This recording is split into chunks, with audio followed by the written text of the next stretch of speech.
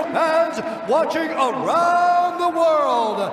This is the moment you've all been waiting for. Let's get straight into the episode. Yeah, we heading for the sun. Shawty got my high, I ain't tripping for the funds. Yeah, I won't start, I ain't tripping, I'm a stun. Alright, well, let me just say something to you that I say to everyone that comes on, but I would not be saying it if it wasn't true. You're sitting here because I find you interesting, and that's because you are an interesting person. I want to learn more about you, how you think, and how you feel, and I love that I have the opportunity to be able to share this experience. So I really appreciate you for coming on. Thank you for sitting down. And ladies and gentlemen, the woman sitting in front of me today is definitely the most important woman in my life to enter as far back as my memory could stretch. She sets a great example for what all women can be: brave, strong, powerful, and respected, but at the same time being sweet, caring, compassionate, and nurturing. She has served as an amazing member in the Australian Police Force, whilst at the same time an amazing mother, grandmother, friend, relative, wife, and here's a word you don't hear often: she's my amazing step-grandmother. This is Beth Docksey. Thank you very much, Jake. I don't think we have to have an interview now because I think you just explained everything that we... So, no, thank you very much for having me here, and it's wonderful to be able to sit here with you and have this discussion, and I look forward to, wherever we go. Yeah, cool. And, yeah. Well, me too. I am excited. I have been excited for a while. And going off topic already, like I always do, yeah. I was excited to do it at Christmas, but I tried to give up the nicotine and I couldn't even think. But I'm back off the nicotine now, whether that's a good thing or not. Yeah, I reckon we can get through the entire podcast. So. Yep, and I'm sure that you will get through the nicotine thing because, we've had that good guidance with, the power of habit and all of those sort of things. The power of habit. Yeah. Thank you very much. My friend Jackson will be listening to this, so shout out to Jackson. I gave him the book as well. Yep. So now we both completed the book and we're going to start doing the habits, cues, rewards. I'm going to identify how to get over simple things, like nicotine and things like that. So thank you for that book. No worries. Okay. All right. I started the podcast with Grandpa, which thank you for being patient and sitting through it with me. And for everyone listening, that was last week's episode. I started with childhood and things like that, but I'm going to start this one a little bit different. Mm-hmm. And that's when you retired from the police force, what was your position and how long did you serve for? Right, I served for about 34 and a half years in the New South Wales Police. And of course, in the end, I went through the promotion. I went through the promotion process through those years and retired down here at Albury as the superintendent in charge of the Albury Local Area Command. And that was an area that had 13 police stations of varying sizes, from single unit through to the main station at Albury, of course, and covered 15,000 square kilometres of territory around the Albury area, all on the New South Wales side of the border, of course. Yeah, wow. Yeah. Wow, that's crazy that Albury can have a head of Albury that can cover 15 different stations. I figured that there'd be a different head for every single station, but... Well, yeah, there is, because the superintendent is a leadership position at the top of the tree. So if we're looking at the way things go, so it's the person who manages and leads the whole area. I had then 6 inspectors working under me, supporting me, plus a civilian officer, an administrative officer who also supported me and made up. Those people made up the senior management team. Then we have supervisors and the sergeants supervised at the local levels. So we had a number of sergeants at Albury's, and they of course were in the different sections as well. Because we had criminal investigation, crime scene, prosecutors, all of that sort of stuff. And then out at the other 12 police stations out there, were the single units were grouped under others, and they had a supervisor. So I think we had about 4 supervisors in the different stations that were a bit bigger, where they had 4 or 6 staff, and then they had others underneath. So I wasn't there, I was sort of the team leader, big kahuna, and the others were there in support of me. So without those people at those other levels, it would have been a super duper difficult job. Yeah, I can imagine. We talked about, me and Grandpa talked about this as well, where it's good to be in those positions, but you need to have good people underneath you and then good people underneath them, because you can't do everyone's job. But yeah, we actually talk about the fact that you have to be able to do everyone's job just underneath you. Yep. And then they have to be able to do everyone's job just underneath them. You know, that way it seems a bit more fair. You're taking orders from someone who can do your job. Yep. Did you find that was similar in the police force? Oh, definitely. Look, as I rose through the ranks, each level you need to develop a certain number of skills to operate at that level, and so even when you're just like when you're a probationer or whatever, you've got to learn a certain number of skills. You get made a constable. The constables then supervise, or the constable, senior constable, whatever, then train the probationers, etc. So at each level you've got to have sort of certain skills, and there's a very needed focus on people going through each one of those levels, because, as I said, there's different skills at each level. So when you get through to, say, a sergeant's position, which was the supervisors, there you're looking after people, and that you need to be able to know how to look after people, what to do, what processes and all of that stuff. Then equally when you go up to the next one. So I fortunately went through every rank in the organisation, so you learn something new at each rank. And I also particularly had some time working in the corporate area, which and districts and regions, which helps you to understand how a corporately an organisation works, etc. So yeah, it was important to go through those levels and know what those people should be doing, that's cool. below. Very cool. I'm going to start with some, I think they're like controversial questions, kind of, in a way. And that's, do you notice a hostility between like the police and non-police? Do you notice a hostility? Look, in general, if we look at the community, there's in the main, people are good people in the community. There might be something like, I don't know if I picked a percentage, maybe 1.5% of the community have been involved in criminal activities or whatever. And then, so we're talking about the other 98.5% of the community that are good people and are, working there with you. And out of those people, some of them become victims of crime, etc. So they need to come to the police to get support and all of that. Now, that other 1.5% that get involved in crimes or, those sort of things, some of them are, unfortunately, they're victims of their own social background and their upbringings, and if they've had, drug-addicted parents and or alcohol-addicted parents or something like that. And so they struggle to know what is the right sort of behaviours to choose in their life, and often get involved in various altercations, etc.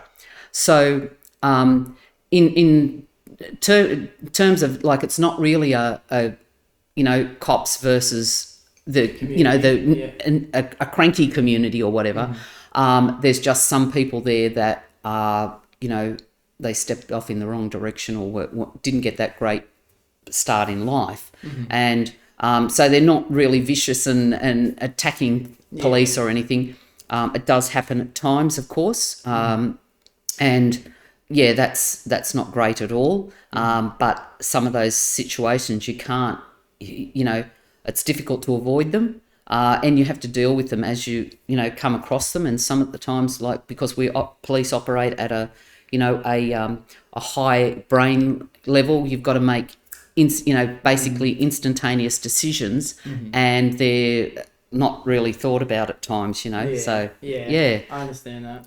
But but in general, most of the people we deal with in the community are great. Okay. So that was my main curiosity. How did you guys, as serving as police officers, find the community to be like? And you answered just the way I imagined, to be honest. Yeah. But when you say there's like 1.5% of the community that is crime riddled, however you say it. Yeah. Does that stretch as far as like, does that percent of the population account for like the speeding and the say when you're younger and you get caught with like a little bit of weed or underage drinking or things like that? Does that count for that 1.5%? Yeah, well, with some of those things, like where we've got illicit substances and things like that, yes, you might have that. There'd be those people would be could be in that 1%. The people in terms of traffic offences, with some speeding and all of that, you could technically say they're in that. But I think when I was sort of probably looking at that that percentage or whatever, they could be in there. Mm-hmm. I don't know the exact stats or whatever these days or whatever, but like in general, those people who maybe get commit traffic offences or something like that, a lot of them are average everyday people. They're either not 100% on the ball when they're driving or something, or they forget about what zone it is or something, or they might be in a hurry, whatever. Nobody's perfect, and everybody gets a ticket every now and then or whatever, and I put my hand up and say yes, I've received a couple of tickets in my life, mostly by speed cameras, or not speed, those sort of things where you're at like a couple of k's over the limit and you just haven't realised it or something, Mm-hmm. I think in that percentage, I think most of the population would have to fall under that, to be honest. The percentage would be like 85%. If it was anyone who's ever got in trouble for anything in their life, I'm sure it would be a massive number. But the reason I'm so curious is because I feel like I'm exiting my stage of irresponsible adolescence. Mm-hmm. I hope so anyway. I'm going to continue to try at least. Yep. And I did find myself getting in a lot of trouble. Honestly, I did. Yep. Late teenager to early 20s especially. Mm-hmm. Yep. And so did everyone I know. There was never hostility in regards to the way I see it on the media, especially American news and things like that. There was never a war against it. I think the big problem that we always suffered was, and I'm going to be honest about it, was like they're trying to take my weed or something like that, the police. Yeah. So that's where I think the whole stigma comes from. Yeah. And I'm curious as to, it is a big controversial topic, but do you think that do you think that drugs becoming legal would solve that issue between the irresponsible youth and the police, and then put police in more of a light of to serve and protect instead of to take because it's illegal? Yeah, look, I mean, it's a pretty challenging situation and question. Mm-hmm. In terms, let me cut you off and say I'm sorry for coming straight in with a big question. No, that's all right. This is what my brain is already. No, that's all right. No, look, in terms of, I suppose, any substance being illegal or legal, it all has its traps and tricks and all of that. So I suppose if we look at alcohol in the first instance, we have a lot of alcohol-related crime because it's legal, and so it's just if we also legalise drugs, whether and we try to manage alcohol and that through various ways, but it doesn't always happen, right? And then in terms of if we legalise drugs, we could potentially try to manage it, and there could, but I think whether you have alcohol or drugs being legal, they're both big challenges, I know when I was working, when there was, a lot of ice and that, around, people would say, and I mean, there still is that sort of thing, people would say to me, oh my God, you must have such big problems with all the drug stuff going on around here and that. Because that's where my brain's leading to me to more questions. Yeah. It's a big problem. Well, the thing was, I would say there, well, look, when I look at my crime statistics, drugs related crime was something like, again, I'll throw up a number. It was only about 2% or something of my total crime that occurred in the command. But alcohol-related crime in terms of domestic violence, in terms of antisocial behaviour, in streets and all of that sort of things, and at licensed premises, that that was about something like 60% of my, crime issues that came up with the policing. So even though technically alcohol is it's legal and it's managed. It was a much bigger proportion of our crime management than what drugs were. So it was there. I had a drug squad and they did a lot of good work around here. But alcohol is a challenge for for the whole world, I think. And so if we look at some of the countries in the world, such as America and places in America and Canada and that, where they've legalized marijuana, whether that's made a difference in terms of their crime or whatever, maybe it has, maybe it hasn't, because you cut out the middleman or you cut out the dealers and all that, and if people can access it. But still, no matter where you go, alcohol would be a bigger problem. So Wow. And I asked the question coming from recently becoming sober myself and not doing drugs, to be honest, since I was younger anyway. Yep. And I have got a love-hate relationship with weed. I do not enjoy it. I think it's wrong. I try and tell everyone not to do it. But I understand the freedom of allowing people to do it. So I always think it's up to the individual, in my opinion. But based on what you're telling me, it's like, is most of the money being funded going towards fighting problems with alcohol compared to the war on drugs anyway? Like, it sounds like it's not really a big issue, the war on drugs. Yeah, well, look, it is an issue, but, and that was just in my area. In some other areas it might be, there's specific areas where it might be a bigger percentage and that, right. In terms of, funding and that for those sort of things, yes, well, it was up to how you directed your funding in your, commands or whatever. And so when I came to Albury, there was a lot of antisocial behaviour going on in the main street with the pubs staying open late and all of that. Fortunately, just before I came, we got a really great licensing sergeant in, and he did a lot of good work in managing all of those situations. And then we had a lockout at 1:30 or something.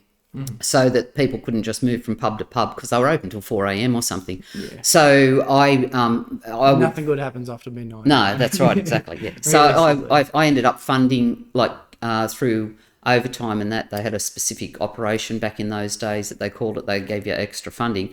I would put at least 2 police out on the beat in the main street every Friday and Saturday night, because they were our biggest problem nights for antisocial behaviour.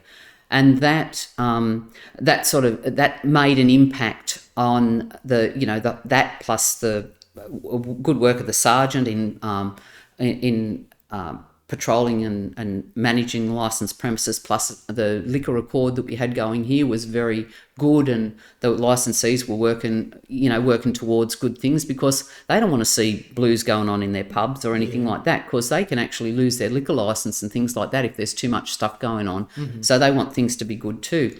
So we had, it was a good, sort of police community, licensed premises focus, and so that made some differences there. And we actually, when I first came here, I had the attitude too that if the police were happy, crime would look after itself.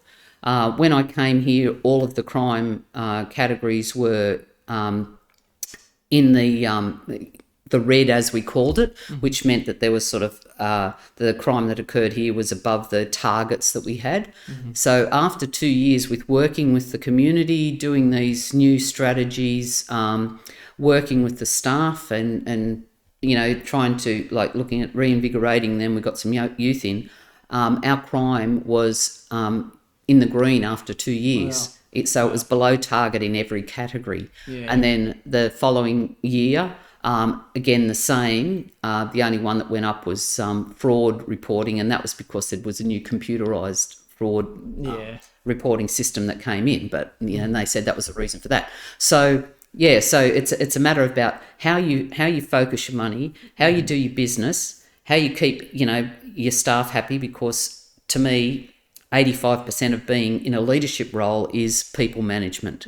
10%. I think it's the hardest. Oh, it is. It is, really, because you've actually got to deal with various people that you're working with, and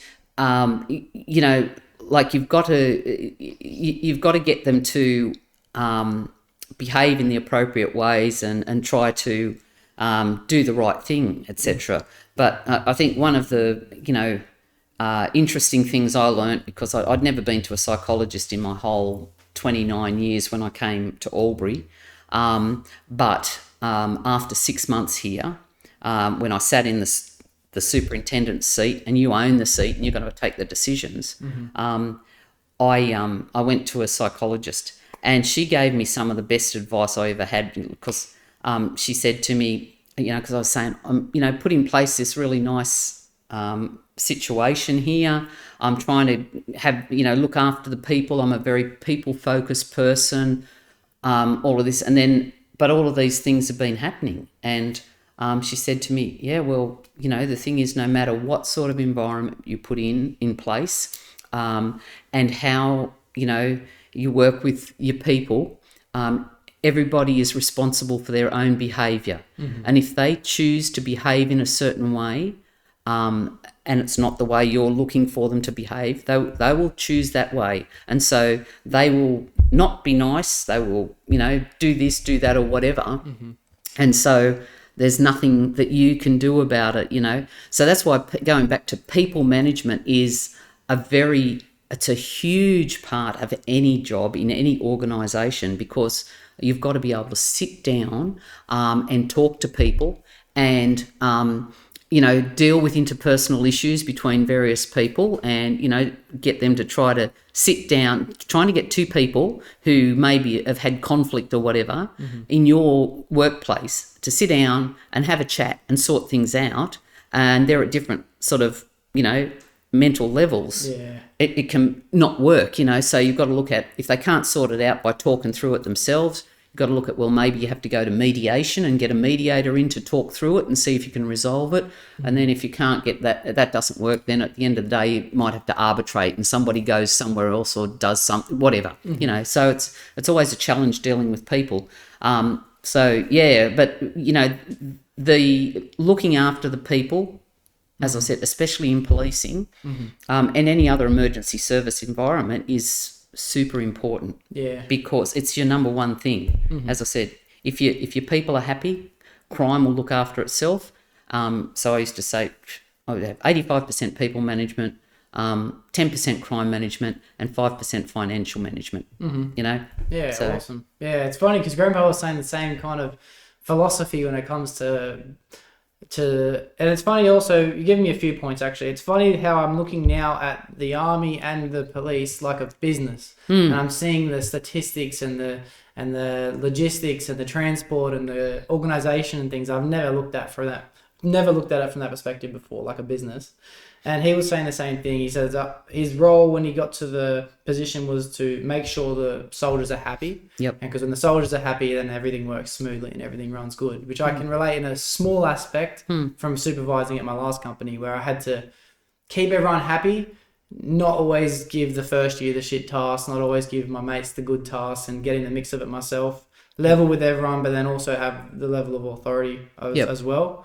Which I understand, for me that was challenging enough, but you obviously have a lot more experience in that department with people arguing and disagreeing and things like that. Yep. And I'm actually excited now to get to another challenging level of people management after you saying that. Yeah. It's really, it's about, talking to people, and it's about also living the things that they live and knowing what they do. Because one of the things I did when I had about 12 years in human resource management whilst I had my children and they grew up. And when I went back to operational policing, I said to I went back as a senior sergeant, and I went to the boss and I said, look, I'm sorry, I haven't supervised I haven't done operational policing for a while. I couldn't get onto what was called it was a reintegration program, and that they weren't running them at the time. So I said, I can't go out there and supervise people when I don't know, the nuts and bolts of what's going on at the ground level. So I said, I want you to put me out on the truck for 6 weeks or more, so I can have a look at what's going on. So I went out on the truck, and one of the girls I work with, she's funny. She reminded me a while ago when I was having a coffee with her. I said, just call me probationary constable Sturton because that was my surname then. Yeah. And so so I went out and worked on the street for that period of time with the probationers and constables and that. And so the interesting thing was, though, it's pretty much like riding a bike when you go back out there, because you're dealing with same type of situations and incidents and all of that. And you've already sort of got a fair bit of good grounding with all that, and it's really just the policies, the procedures, the law, that might have changed, things you had to do a bit differently. So, so I was only out there for 6 weeks, and then the boss brought me back in and then actually put me up into relieving as inspector, because he saw, because of all of the other areas I worked in, working in region, district, corporate areas, I had gained a whole range of other skills, to be able to do the role in any case. Yeah, well, that's good self-awareness to go back, put yourself in that position to go back.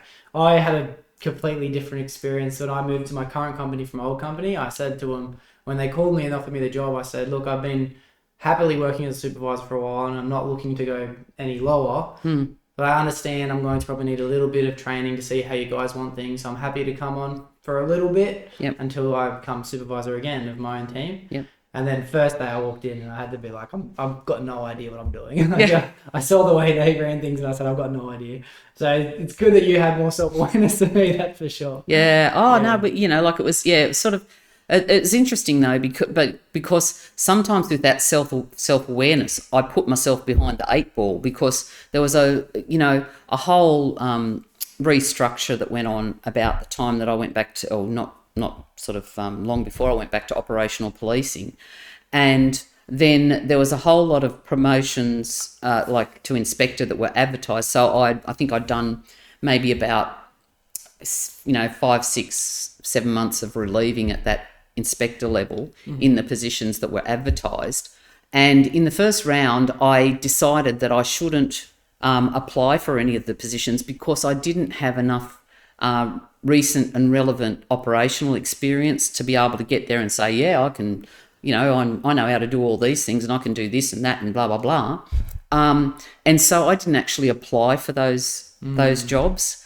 And then I saw, because I'd worked in a non-operational area for a while, and then I saw all of these people from non-operational areas get the operational jobs. And I went, silly sausage, you should have went for it. So I ended up, the next round I went for it. I didn't get the jobs in the first place, but then I went and appealed against someone, and I'd been working operational for 18 months or something by then. And I appealed against a guy who'd worked in some, undercover area or something for a period of time. And I think with one of it, I remember the chairman of the Great Tribunal said to me, if you had have applied more widely, you could have had any job in any place, And anyhow, I did an appeal, and I rolled that guy because he didn't have that recent and relevant operational experience. So I held myself back when I could have potentially, had a go at it before. So so sometimes, sometimes you're self-aware for a good reason, and sometimes you're self-aware for not such a good reason. Yeah, it's that balance, isn't it? It's hard to work out. I often take on challenges that I'm not equipped to do. I can't, and to be honest, I'm probably going to always do it. If something, even when it comes to like a fitness challenge, I'm going to try something that's way too difficult for me, and I won't be able to walk for days. But even with work, it doesn't matter if someone says, can you do this? In my head, I genuinely think I can. Yeah. But I actually have no idea, but I'd be realistic about it. I have no idea. But then, that's the way you learn things, by taking on challenges and, looking to develop your skills further in a certain area. If you just get there all the time and say, I can't do that, I don't know how to do it, we need to be positive about things. And that's where, I always call them challenges. I never call things problems. I say they're all challenges in life because it's a matter of looking at it from a positive thing. And that's actually one of the things I learnt from your grandfather. When I first met him, was he would talk about things in positive terms all the time. And he was the one who, helped me to say, flicking that problem thing and talk about challenges, because positive self-talk, etc., is so important in terms of your own mental health and moving yourself forward through various things. So, challenges are out there. You go have a look at them, you work your way through them, you get advice from your, people, trusted peers and all of that that can give you good advice, and you will learn and develop yourself. And so that's how you grow. And when you talk about yourself as a young person and you're, into this and that and, sort of a bit silly here and there, well, guess what? I think nearly everybody goes through that. Like I was a little bit, silly and that with things when I was younger. And, but fortunately I managed to get through all of those sort of things too. And you just learn as you go. And fortunately, we all start to mature at some stage or other. Unfortunately, they say that guys take until they get to about 25 to mature, whereas women might mature about 18. So sometimes it takes a little bit longer. But the good thing is you are making the good choices in your life now that are going to impact and support you through your life and make you not only a better person, but it will grow you so much more in the decisions that you take, and you'll be able to, go in all sorts of directions because you're taking those good decisions. You're not, with cutting out alcohol and that's fabulous. Like I said, your auntie Rachel she got stopped drinking 5 years ago. Your grandfather, well, he's a great example because he stopped drinking in 1983. Don't know how many years ago it was, but it was a long time. And so it's about, if you're gonna take that decision, that's great. If you say like me, I haven't taken a decision to not drink alcohol at all anymore. I just drink it socially, and I'll just have a couple of glasses because I hate hangovers, so I won't have any more. So if I do decide to do it, I do it. But then when I had to have my knee operation, I quit alcohol for nearly 8 weeks, and made a big difference with the waistline and that. So like all of those, they're all parts of growing up and everything, and the different challenges that you come across yourself, and you'll find that making those good decisions about yourself to support yourself to move forward in a positive way is great. Well, I thank you. I thank you for everything you said. I take a lot of pride, to be honest, in the moment with the fact that I'm making good decisions. I think I am anyway, although most of the time when I think something, I'm usually wrong anyway. But it's good to get some reassurance, so I appreciate you for that. You also mentioned that when you were younger, you felt like you were a little bit silly as well. Not in that exact example, but how would you have described yourself being a bit younger, say late teenager to early adolescence? Late teenager rolling into adulthood. Yeah, look, I was, I think you go through a lot of things there with peer pressure and all of that. And, fortunately with some of the things I was able to step aside from that peer pressure. And so like, I remember, apart from when I was very young and nicking a couple of my grandfather's cigarettes out of his loft in his garage, and I'd tried a couple of smokes then. When I was in, just hit high school, everybody started running across the road to the service station having cigarettes at breaks and lunch and all that. So I sort of, went with a bit of peer pressure there and went across and did it, but only for a week. And then I decided I didn't like it, so I stopped. And then, as I grew up, alcohol, I suppose, was quite a big thing with my parents. Later on, I'd, have a bit of a drink like we all did as, silly teenagers and at times get drunk. Going through into, into college life and that, because I went to college and did a diploma of teaching before I did other things and joined the police. Again, it was a big sort of party drinking culture and that. So I did have a few sips of the old flagoons back then and everything, you know. But so you know, apart from alcohol, I really, you know, I wasn't too naughty there. Yeah. But you know, like I used to just I like partying and drinking and that, and then even, and that's normal. I think. Yeah. I think that's completely normal. Yeah. The thing is, society is the exact same way today. It's like, I think everyone kind of has to do it. If you don't do it in the beginning, like you're a bit weird. I mean, no offense to anyone, but you kind of, it's curiosity, I think. Yeah, I think so. And that's my next question. What age do you find yourself most curious and interested in education and learning and things like that? Ooh. Well, I think like in terms of school and that, I really liked it all the time. Particularly, I mean, look, I was more in high school and that. I was more focused on I loved art, history, sort of any sort of crafty, and I forget what side of the brain it is, but, you know, it's one side of the brain. Mm-hmm. I loved all those sort of things and really got into that at school. But in terms of maths and science and all that, I'm, you know, a bit dodgy on it. You know, even these days, if you don't give me a calculator, I'm a bit wobbly on it. But, so I sort of got interested in those things. Now I forget partially of what the question was again. Say it again. The question was, and you're answering it well, like, when did you find your most curiosity in education? And it sounds like you found it through expression of creativity, like your curiosity and your learning things. Yeah, that's right. Yeah, so like at school, I really I liked the learning and environment and everything there, and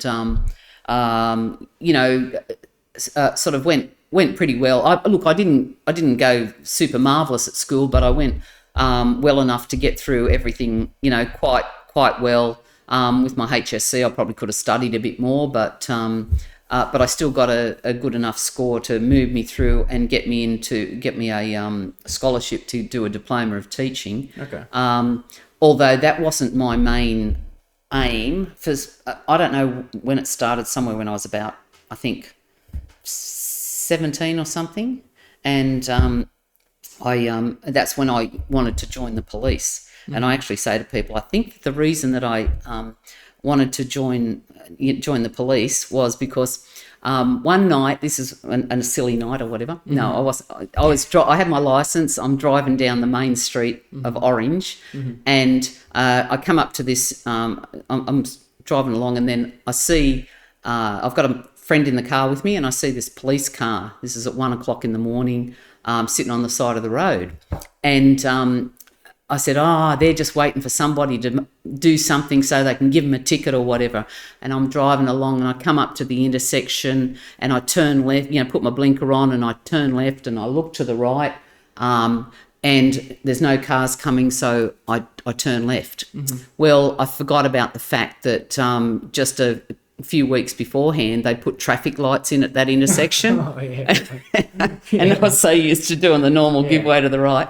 So I went through a red light at 1:00 in the morning, and I went, oh, goodness, I realised it after I'd gone through, and I zoomed up the road into the car park of the local club there, and the police chased after me, and they gave me a ticket. I got a $40 ticket. $40, wow. $40, I know. That's awesome, to be honest. Yeah, but that was big bucks back in those days. Let me tell you, when I was earning 5 cents a pound to pick cherries. Oh, wow. Wow. And I used to be able to pick £200 a day and make $10 a day. So $40 was a lot of money. It was nearly a week's work. Yeah. Anyway, so I got the ticket. Anyway, so later on I say, then after that I seemed to have this passion to join the police. And I said, that's crazy how that's a passion from that. Yeah. Oh, well, that's what I said. I'm mucking about, and I was saying because then I can go out and give other people tickets instead of receiving them. But no, I don't, that wasn't really the reason. Yeah. But so you could find that guy, give him a ticket back. That's right. Exactly. Yeah. But anyway, so So even though I went to college, I wanted to go into the police at that stage when I was, finishing school. But back in the day, they had an age limit. You couldn't. Oh well, I think they still do. You couldn't join before you were 19. Okay. So when I was finishing high school, I was only 18. So I had to. I would have had to wait a year before I could apply to join the police. So at that time, I thought, I need to don't have all the eggs in one basket. So I applied to do a diploma of teaching at Mitchell College at Bathurst, and I got accepted into that with a scholarship. So yeah, it was good. Mm-hmm. So anyway, I got into that, and then once I started at college, I thought, right, when I'm 19, I could apply. But then I thought, it's better if I finish my course, because then I have a fallback position. If I couldn't get into the police, I'll have another job. Mm-hmm. So I went through my training, and I quite enjoyed the teaching, especially of the older grades, like 5 and 6 and all that. Mm-hmm. However, then when I got to the last 6 months of my course, they at the college, they said that, oh, look, there's an issue in terms of we have huge numbers of teachers because they'd imported a lot from overseas. So we need there's going to be no permanent teaching positions for 3 to 5 years. Wow. So you'll only be able to get casual jobs when you're finished. And so I didn't want to be just working casual, so I went and applied for the police again then. Mm-hmm. Anyhow, the issue with that was that I got the papers, I applied and everything like that.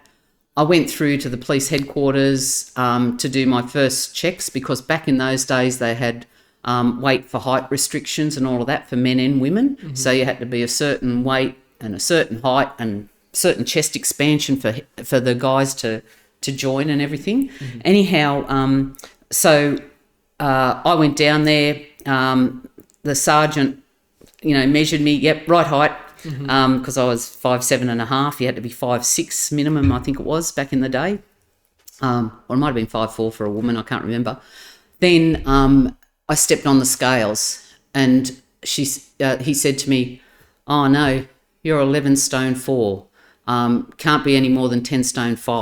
Mm-hmm. Go away and lose some weight, lose a stone, and come back and see us." Wow. And I went, what? That would never go in today's society. No way. Yeah. Because back in the day, for the women, they wanted them to be like, it's literally, I think it was under 65 kilos these days. So it's slim air hostess style. It's crazy. Mm. Anyway, so I didn't end up getting into the police then. So I finished my diploma, got that, moved to Sydney. Oh, actually, I think I went home to mum and dad for a while, and I worked in a coffee shop down at Camden for 6 weeks. Then I moved to Sydney, shared a flat with one of my mates from college, and I then needed a job, went and worked in a stationery factory for 6 weeks. When I'm applying for the job, this guy, obviously smart as anything, I'm saying, "Oh, look, I really want this job and that." And he says, "With all of your skill level here," he said, "you're not going to stay here." And I said, yes, I will, I promise, Yeah. And well, I did stay there 6 weeks, but anyway, and then I got a job in the bank. Mm-hmm. And so I worked in the bank in New South Wales for a while. But when I went into the bank, there was another girl there who was, really wanted to join the police as well. Mm-hmm. And she was too short, because she was only about 5'2" or something, or 3. Mm-hmm. And anyway, so I went, oh God, yeah, I was too heavy and all this. Anyway, about 12 months after, and I really enjoyed the bank. It was quite good, working in ledgers and all of this stuff and doing new accounts and all that. But then about 12 months later, she came to me, the girl who wanted to join the police. She said, "Guess what? They've gotten rid of the weight for height restrictions." And I said, oh, have they? Great. So I went and reapplied for the police straight away, and got through. You know, I was exactly the same weight as what I was 2 years before when I'd applied. But they had physical tests that you had to do. You know, run 2.5 kilometres in under 13 minutes, and all of this stuff. So that got me through. You know, I could do all of that stuff. I was, you know, I played basketball, hockey, all sorts of stuff. So yeah, that got me through.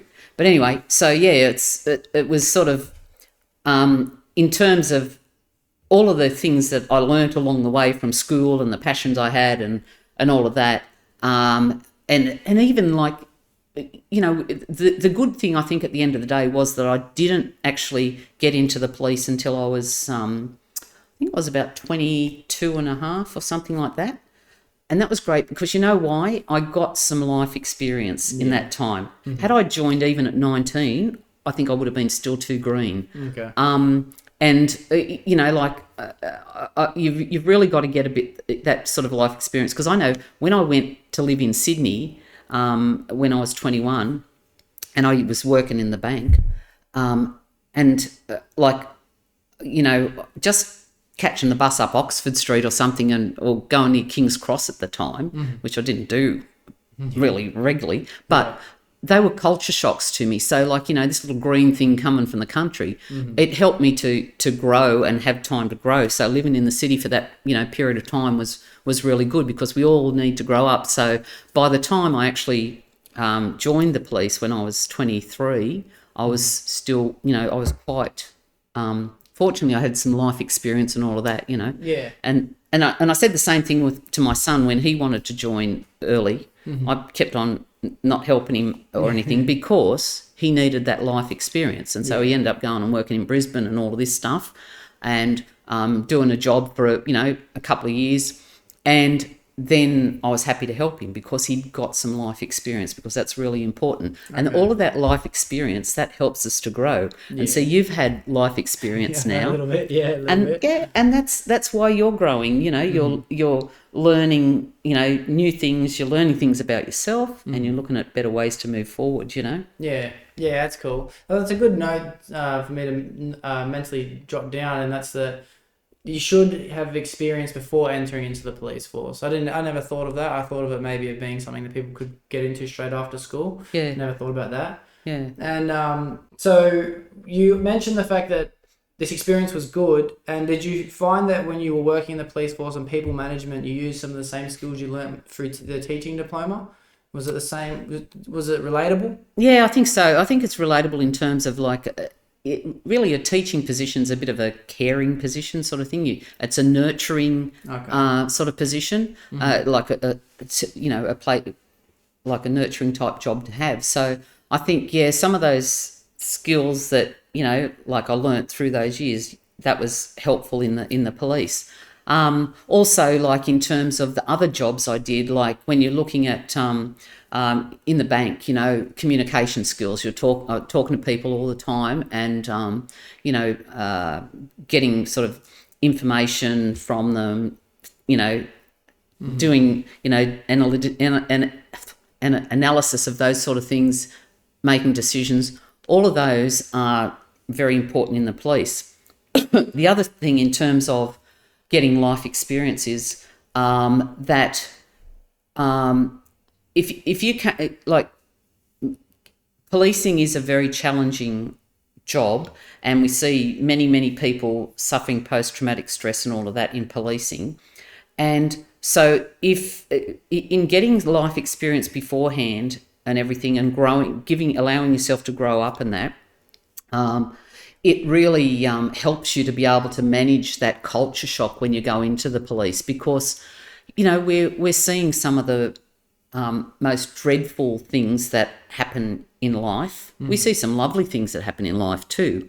And we, you know, like in terms of victim support and that, you know, that can give you lots of good thoughts, good feelings and all of that stuff. And you learn a lot about that. So, but, you know, on the other side, if you don't have any life experience about, you know, communication skills, maybe a bit of people management, all of that stuff, and you're going to jobs where, you've got people who, are deceased or suffering some sort of illness or mental illness or heart attacks or, they've been injured some way or, whether it be in an accident or whatever, you just wouldn't at times know how to deal with them, I think, You've got to know how to be able to, be nice to people, how to try to support them, placate them, whatever, and things like that. So there's a whole range of skills that you can gain in those early years.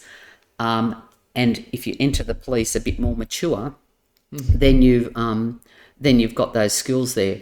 And I think that it's also important too that you do, that you do some sort of job. Like, if I had just went through college and then bang went straight into the police, I don't think that I would have had that level of skills that I went in with, because having those couple of jobs after that, even though I had part-time jobs all the way through college and that, but allowing that more time to grow, to see more of life and things like that. It was a lot better, I think, to join a bit more mature rather than go in at 19 or something. Sometimes I even think really they should have the 21 as the earliest age you can go in, Yeah, it's completely making sense what you're saying. I'm looking at it from a perspective of, it's not like you necessarily need the experience before you go into the police force, but you do need you need to prepare for the exposure of any situation that can come, and you can get that through everyday experience anyway. Yeah. Okay. So in the beginning stages of entering the police force, how was the training back then in order to be qualified to become a police officer? When I went through the academy, it was only a 3-month course.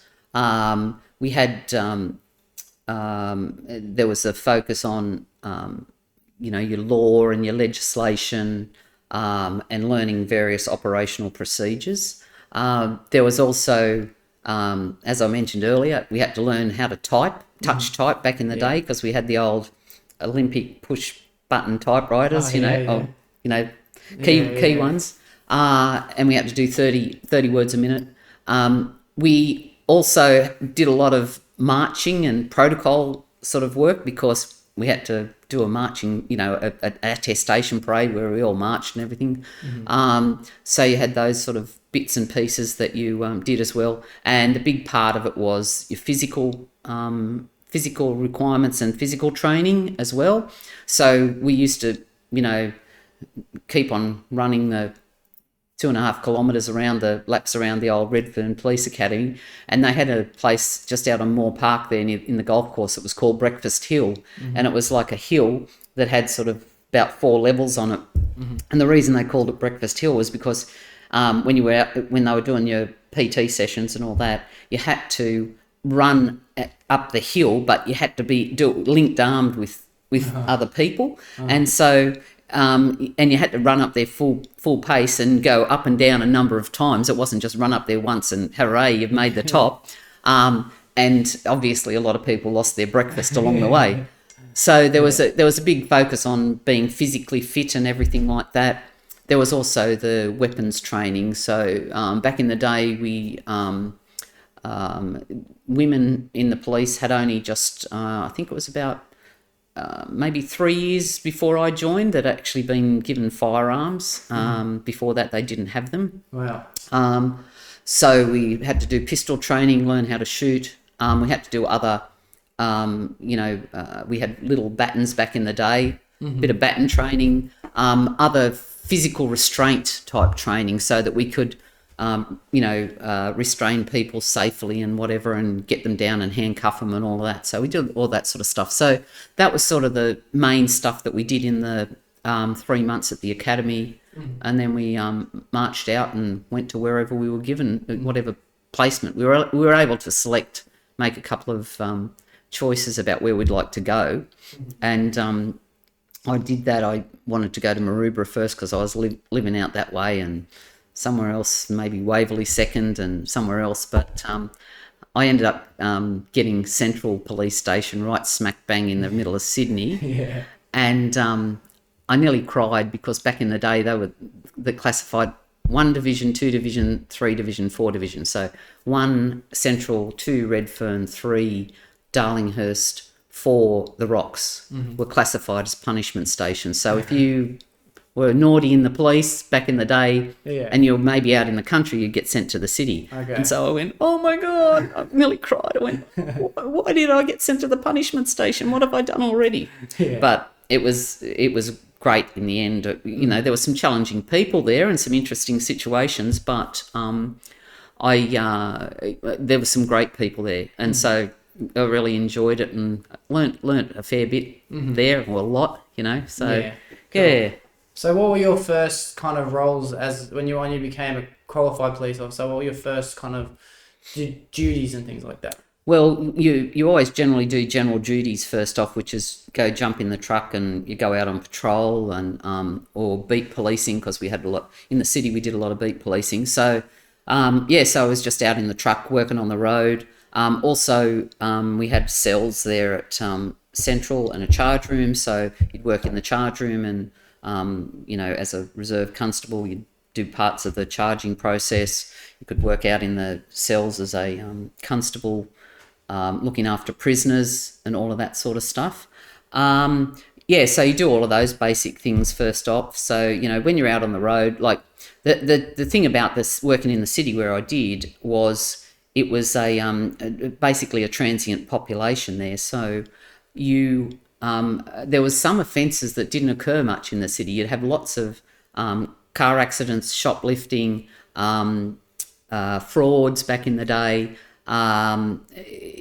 antisocial behaviour, drunks and all of that stuff. Mm-hmm. But in my whole time at Central, which was 4.5 years, I went to, I think it was, I can't remember, there was 1 or 2 domestic violence jobs, and I went to 2 deceases in the whole 4.5 years. Yeah, wow. So, whereas if I flip forward to when I went to Hornsby, back to operational policing, and I was probationary constable Sturton out on the truck with my my constable person, I had in my first, I think it was 4 shifts, I had 4 deceased. Oh, wow. Yeah, so they were all different sorts, so it was good because I learnt different procedures and everything. So, so it was a different sort of, that they were the sort of roles like in the city that we did, and then after a while in the working in Central, I went and I think it was maybe 2 years after I'd started, they needed someone to work in the roster room, so I went and did rosters for 9 months or something and learnt stuff in there or whatever, and that sort of was good because it helped to learn about how to staff people and how to organise the staffing and all that. So that was the main stuff when I started first off. But one of the things I wanted to say, that in terms of when I first started in the policing, and in particular back in those days, it was before the Royal Commission into the New South Wales Police Force. So there was quite a lot of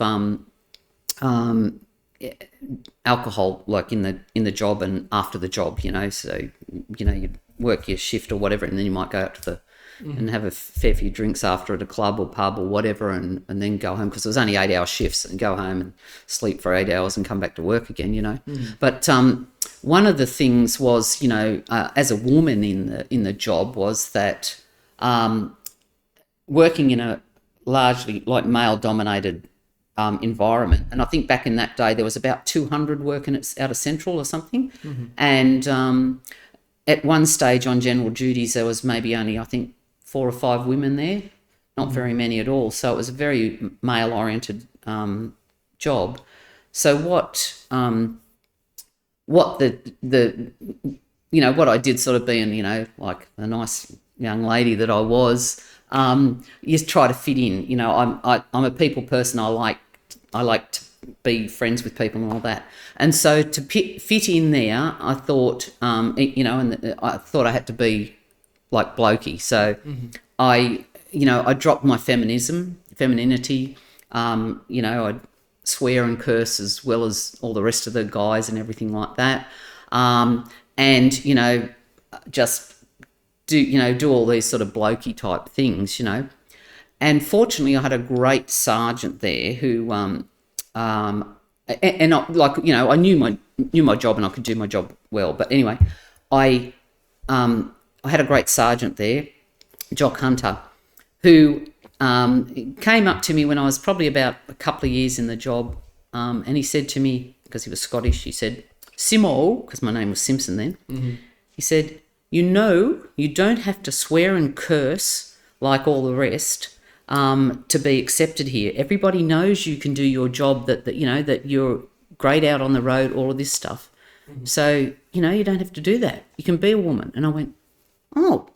So from that day on, I never said the F word at work again in front of big, all of the guys or whatever. And nobody ever noticed. Nobody said anything different to me. Yeah. So that's always been a lesson to me, and a lesson for any woman who joins the job is don't drop your femininity. Mm-hmm. You don't need to. Mm-hmm. It's about about doing the job and managing it. You don't have to be a bloke because because I always found that women seem to at times have better communication skills than guys and all of that, but also I used to say, I would rather go to a pub brawl with 2 or 3 truckloads of police women than one single policeman. Because you go to a pub brawl, well, apart from the fact you would never rush to them, you get to the pub brawl, and if there's a policeman there, the drunks would want to go up and try to, punch him out. The testosterone popped in. And so next thing you'd be in a bloody big scuffle. Whoop. And anyway, so I said, if you go there with women, the blokes, even though they might be drunk, might have sort of a modicum of respect. They go, no blokes here, you don't fight with a woman, And so that's not, of course, true for everyone, but there would be people who, I've had a punch in the face or two. It doesn't always work. But, the thing is, being a woman in the police, you don't need to drop your femininity. It's just about being able to do the job and do it to the level that they want you, that you're trained to and that they want you to do. Yeah, that's good. That's a good message. I like that. I like opposing the societal mediarized push on ending masculinity and femininity. I don't like it at all, and I just can't agree with it. I like femininity and masculinity. I think it's okay for either to be either. And I think it's fine for me to want to be feminine in some situations, and for a female I want to be masculine, but it's kind of who I feel like I am, and it's good to know that it was who you felt like being, and you didn't have to be someone you're not, Exactly. Because I was being someone I wasn't for a while, but then I realised I didn't have to be, And sometimes, I suppose we go through those stages and we think we've got to behave in a certain way when we don't really need to. We need to just do what's right, behave appropriately, respectfully, all of that sort of stuff, and that will get us through, Yeah, cool. And be fun and have a nice time in life. Because life's too short. Agreed. Yeah. All right, I have a couple of things I want to ask you about the patrol side in the beginning. Yeah. So when you go into a car and you're on patrol, are you just driving around randomly, waiting for calls, or do you have places you have to go attend to for 5 minutes? How does that work? Well, yeah, we used to sort of have say specific areas where we might be tasked to work at. Probably not so much right in the very early piece, but we got very intelligence oriented later on in my career. So you might be tasked to go to a certain location where there's there's been some, if I think about the city, it might have been to go back in the day when we had a lot of homeless people and that living in parks, and that we might have to go to that sort of park and patrol there and make sure they're all going all right or whatever. Or there's might have been some break and enters or something going on somewhere, so you get patrol around there, or so you were in general tasked for that specific locations. But then if you did those patrols in those times or whatever, then it's a matter of just actually going through the whole area. So you're about keeping the whole area that you're patrolling safe, not just one little, hotspot all the time. So Okay. yeah, so we Okay. do that, and then particularly as we move through with computers and that, because like they sort of popped along around about, I think 1987 or whatever, or we started to get computers in the organisation, and that more for I was for putting some of our info on there, but then we were getting specific intelligence about where crime was specifically happening and what time, and so yes, general duty cars would get tasked there. Equally with highway patrol, if there was sort of specific offences occurring, and traffic offences occurring somewhere, they'd get tasked there. So yeah, so it is focused on those sort of things. It's not just random, and so yeah, it would be about where offences happen. And then if somebody phoned up and said, oh look, Joe Bloggs is down the road, he's a dealer or something, he's down there at certain time each day or whatever, you might go and look in that area, or you'd get tasked in that area. So yeah. Okay, that's cool. I never thought about it from that data analytic perspective, where they're able to use examples from how often crimes happen at what time in certain areas. So they'll just send a car through there at that time of night just to make sure. That's pretty cool. I bet that saves a lot of time and prevents a lot of mishappens as well. Oh yeah, exactly. Because see, the thing is, if you've got somebody out there that's committing offences and they're operating in the same area, because a lot of them, they might operate near their home or something.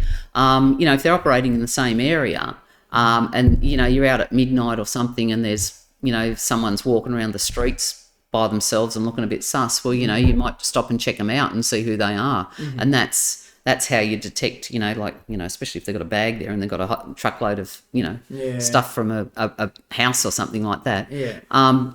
That's the way you identify some of your criminals back in the day. These days we've got many more things like, with CCTV, etc. and that, and we can, of course, if you see pictures of them, and at times it's much easier to identify them. But also even in between, we still always had fingerprint analysis done for most break-in enters. We had then DNA came in on the scene, and so we could collect DNA. The only challenge with that initially was that we're only able to collect DNA for people who received prison sentences when they brought that in. So it was only the really, people that had ended up in jail that we had DNA for. So yeah, you might be able to catch them again if they came out, but then you mightn't catch new ones for a while. Yeah. But anyway, I think, yeah. I get you. I have a couple more questions actually when it comes to patrolling. Was there ever like a hierarchy in regarding who gets to attend certain call-outs, or was it whoever was closest? Like say it was your first month and you were in the car, first 6 months, first year, and it's like someone calls up and they say to the police, help, and then there's a hostage or there's a murderer or something like that. Yep. Do they just call the closest person, or is it strategized? No, generally it's when a call for a urgent job comes out, it's whoever's closest to the area. However, with specific jobs, there's, and this is where some of the supervision and management comes in as well. With specific jobs, whilst people generally would operate single unit, and highway patrol do a lot, but some GDs and all of that do work single unit, they're not, if there was, say, a siege, a murder, a domestic, something like that going on, they are not allowed to go to that actual job before there's any other vehicles there, So it's an officer safety thing. So yes, in general, if you're close by, that single unit could go and wait just down the road until more vehicles get there, so then they can all approach the incident at once. So because as a single unit, it can be very dangerous at times with those sort of things.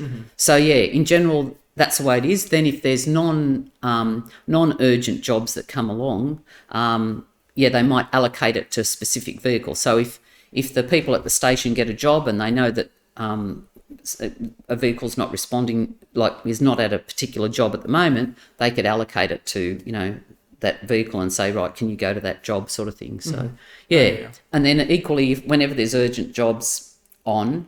It's not just the general duties police that would attend. It basically, if you're in the city or whatever, any vehicle that was in the area, if it was highway patrol, detectives, whatever, they might attend that scene if it's an urgent scene. So it's about working together as a team again, you know. Mm-hmm. Yeah, but within a team though, I think it's good to have hierarchy and order of command. Yep. So, couple quick questions. Like, say you're driving with you and a partner. Is one person always a higher rank than the other, or are they even?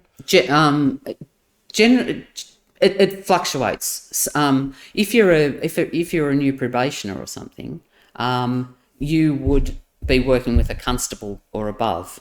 Once you make constable and you've got, you're confirmed at 12 months that you've got the level of skills, then they'll work two constables together or whatever. It's not always a senior officer. And those two constables might be out of the same class, or they might be, because it takes 5 years to get to senior constable, one might be a 1 year constable, and the other one might be a 4-year constable or something like that, But it's generally with probationers, they don't work together. They would only work together if it was a situation where someone might have went off sick and they're in a bit of a pickle, and they put maybe a probationer that's got 9 or 10, 11 months experience with a junior one or whatever. Okay. So it's sort of, it all sort of fluctuates there. But the other thing is too, there is also generally mobile supervisors there. So there's a supervisor, a sergeant, who would be out, on the road. And also there's an inspector that was on the road as well. I used to do that for, 12 years or something. I was out on the road as a mobile inspector, single unit. But say if there was, like, we flip back to those jobs where, say there's a job where it's like 3 or 4 cars have to attend to. Yep. Who takes the rank? Well, the most senior person that attends in the first instance would take the reins, and then as soon as the supervisor, sergeant, got there, they hand it over to the sergeant. And if it's an incident to the level that needs, say, a place has been surrounded or crime scene or whatever been established, the inspector would come along and then they would take over command. So so that's how it sort of works. And so that was generally the level that you would have out on the street. You rarely saw a superintendent go out there because it wasn't really necessary, but they're doing other stuff. But was there any call outs that were like, oh gosh, we're gonna go do one of them, you know what I mean? Like, say for example, like the old story of like a cat stuck in a tree or something like that. Is there any ones that were just like a drag? We used to get, I remember we used to get a lot of snake call outs when I worked up on the North Shore, because there's a lot of bush there. And so they'd, phone up, we've got a snake in our backyard, And so back in the late 90s, they trained a number of police as snake catchers in various commands. And so we used to send that person, if they were on, out there. But then, of course, police started to get too many extraneous roles that they didn't need to be involved in, and so it was cutting down on our ability to actually police. So they then, had council workers became snake catchers, or private people did snake catching and things like that. I remember getting called once to a possum in the roof, and so those sort of things. You got those sort of call outs at times. Or people locked out of their houses. That used to be a big one too. Oh, God. But, none of us were locksmiths. So, you get to the stage, you say, you got to call a locksmith in, Yeah. So, people, it's just like when you see those TV shows on TV these days, and people are getting called to just little silly jobs. It does happen, But, we're responding to the community's need, and sometimes we can put that off into other organisations or whatever that do it. And there's a lot more now. We're sort of, fortunately, policing's more focused on policing. Because we used to do security and things like that. God, when I was working at Central, I used to have to do these most appalling shifts where we went and did security at the Sydney Entertainment Centre, and I had to watch these international stars and bands performing at the police. At the what was it called again? Theatre. The entertainment centre. Yeah. So we had to do security in there, and they were horrible jobs. Horrible. Cool. Yeah. I still see police quite often at every time I go to a festival or a concert or a gig or a show. I think myself, you got a pretty good shift. Yeah. Yeah, there is still some police there, but we used to do the whole lot of security back in the day. Okay. There was no other, and we used to go to the cricket and the football, and we had to do security there, and so That's pretty cool. That's pretty cool. yeah. Did you find that, as you were saying, when you were working in the city, surprisingly you didn't have many just cases, or not cases, but call outs that were hard to wrap your head around? They were mostly just minor things, drunks and things like that. Why do you think that when you moved out to Hornsby, it was more domestics and more was there murder and things like that out there compared to the city? Oh yeah, look, you got murders and that in the city too. There was Okay. complex things that occurred in there, and that was mainly because it would be if there was a murder there, it was just some sort of transient. Someone moved in from the suburbs or something for the night or whatever, and partying and things like that. So we had all of those. We did have those sort of serious crimes that occurred in the city, and then of course the reason we have many more domestics and deceased than that in the suburbs is because there's in the homes out there's all housing out there. Mm-hmm. So you've got thousands of more people there that are going to be in their homes. Dying, fighting, all of that sort of stuff, So that's why there was a bit of a difference, you had the majority, you still had, break and enters and things like that, and other stuff that happened out in the suburbs, but it just wasn't as much in terms of domestics and deceases. Okay. In the city area, because they're just, they're all business buildings. There was hardly any high rise or anything like that in the city at that time. The only, with Central, the area that I covered, we covered sort of from Eddy Avenue near Central Railway and down to across to College Street, down to King Street, and then out to Piermont. So Piermont was where we had the main residential things, main houses and that out there. So that was where most of the things happen. There was a few apartments around in some of the other streets like Kent Street and all that in the city. Mm-hmm. And that's where I think I did my, I did my second deceased, because the first one I ended up looking after the wife of the guy who died. Mm-hmm. And so I didn't really get to know much of the process there. So the second one I went to, I was with a probationary constable, and I said, "Have you done a deceased before?" And he said, "No." And he said, "Have you?" And I went, "No." And so when we got there, we sort of got the detectives in pretty quickly because it was a heroin overdose. And mm-hmm. So it was just that was the reason that we sort of had the different sort of offences and that. Mm-hmm. When you were going through your training, or even when you were out on the road and things like that, was there enough exposure to these traumatic things that you might come across, like the deceased or the victims of any kind of sort?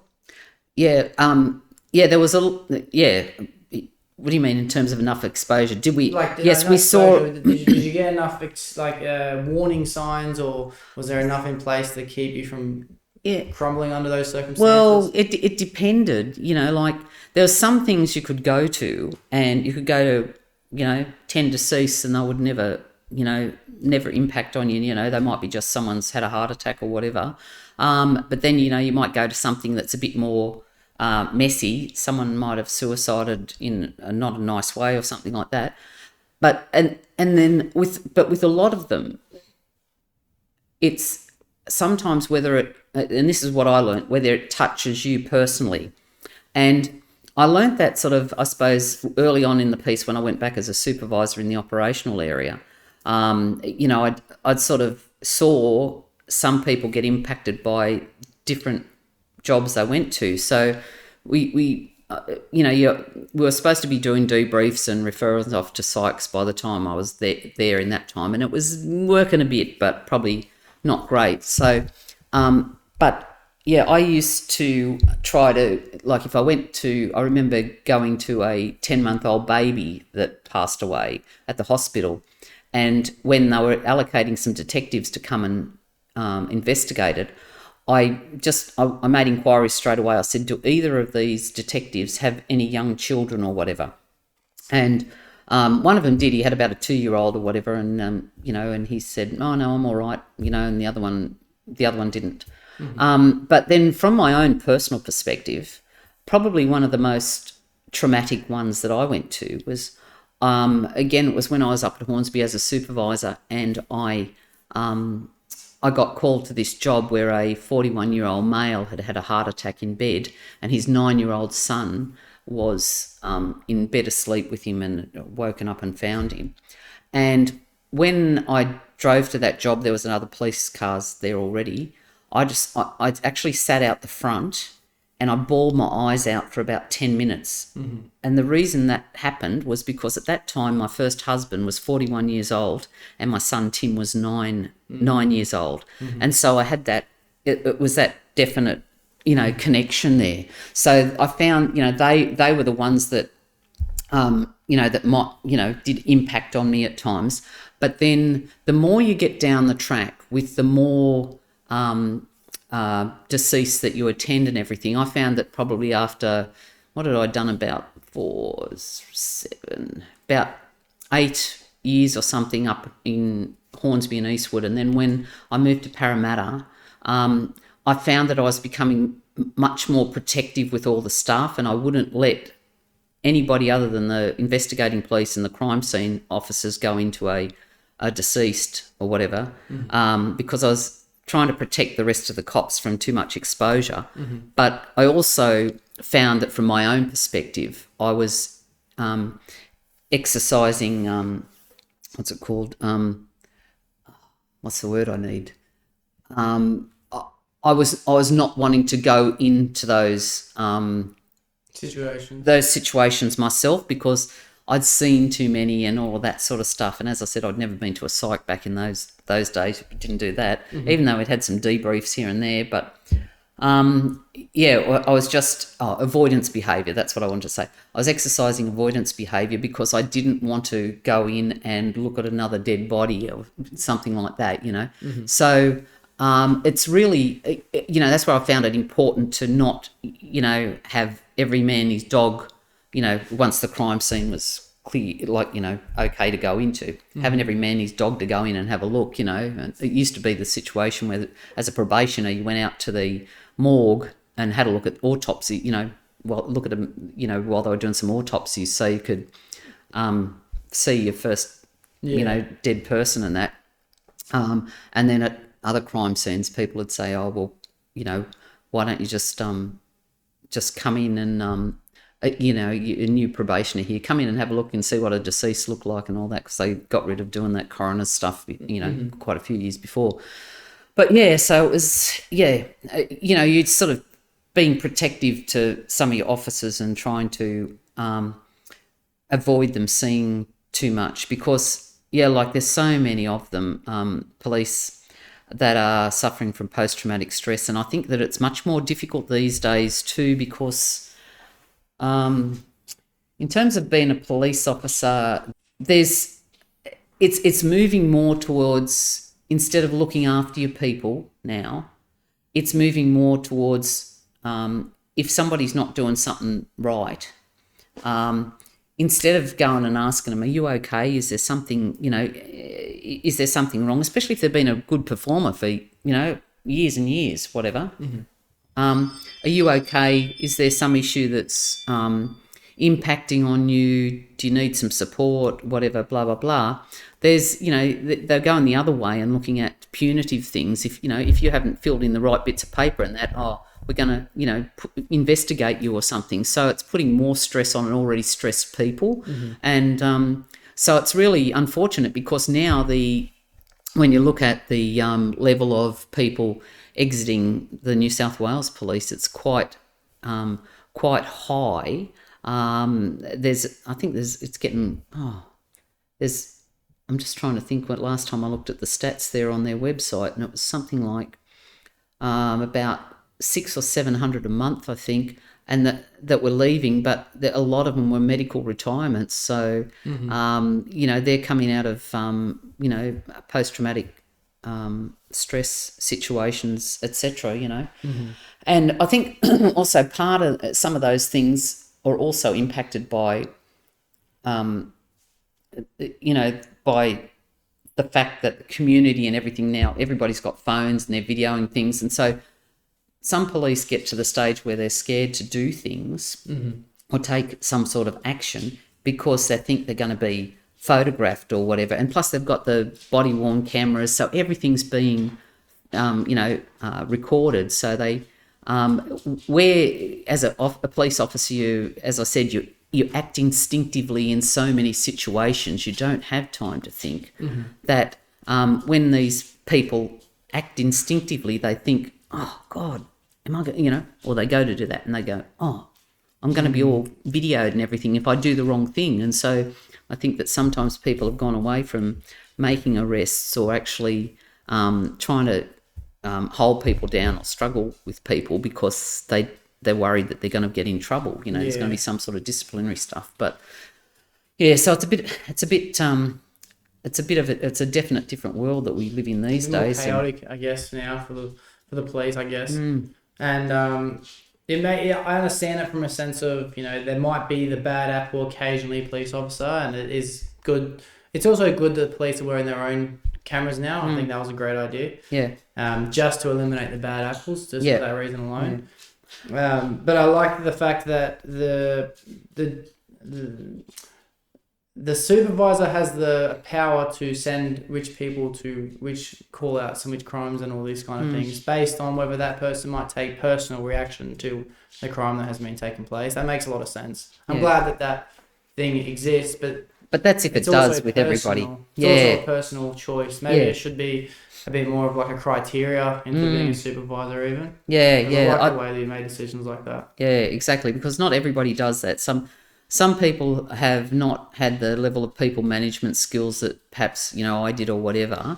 And so some supervisors, and managers, they're very operationally focused, and they know operational stuff inside out, but they don't know how to look after their people. And a lot of people practice avoidance behaviour if they don't want to have difficult conversations with people, and so they'll just go, oh, well, this bloke needs to, or this woman needs to be talked to about such and such, but I don't want to have to sit down and tell them they're being naughty or ask them what's wrong with them or something like that. So it's a bit, you sort of had tricky situations like that because not everybody is people focused these days, and they weren't even back in the years gone by. It's a bit of an individual thing, in terms of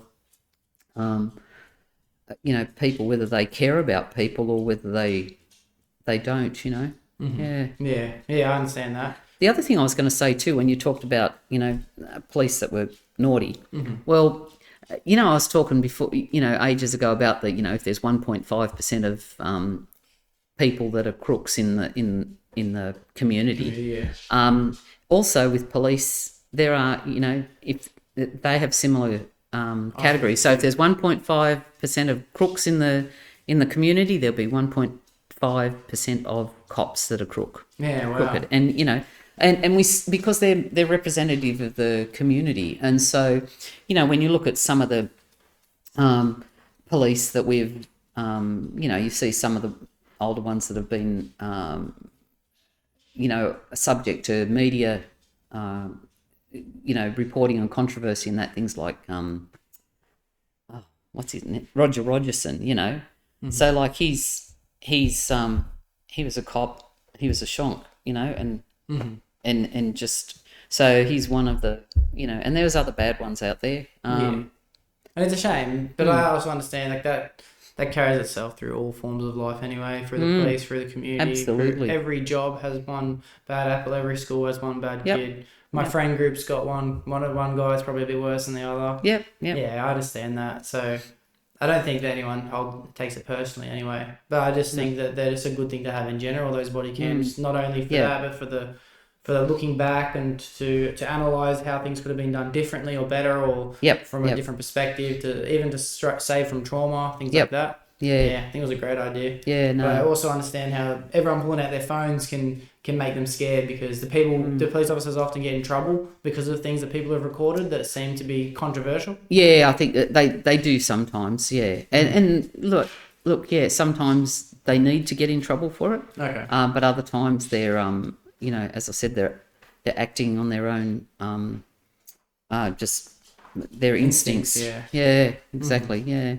So, and like the thing is, it's interesting. We had years ago a doctor from the US come out, and Dr. Kevin Gilmartin come out and do some talks about police, and he wrote a book called Emotional Survival for Law Enforcement Officers, and it was really interesting because he talked about how, you know, when police come into the job, they've been tested mentally and all of this sort of stuff, and they come in as normal people, right? And so they come in, they join, and when you join, you're taught to be hypervigilant. So you've got to go up and operate at your brain at this hypervigilance level the whole time you're at work, because, you know, you're always looking for stuff and you've got to react all of a sudden and everything. And then at the end of the day, you go home and you drop back down. And a lot of people, they're just so tired after being hypervigilant all the day that they drop down below normal. And they also said, like, with one thing I forgot to miss was that it's like you're the hub of the person's the hub of the wheel, and you've got all of these spikes out of the wheel. You've got your things that you do before you join the cops. You've got your friends, your family, your sports, your spirituality, activities you do, all of that sort of stuff. So there's this big, you know, wheel with a hub in the middle. And anyway, so he says that when, you know, you come in and join and you're going up to hypervigilance, you go home and you're so tired you just can't be bothered doing anything, and then you go the next day back to work and you're back up to hypervigilance and back along after the day, down, up, down, and that they don't teach police how to come back to normal, you know.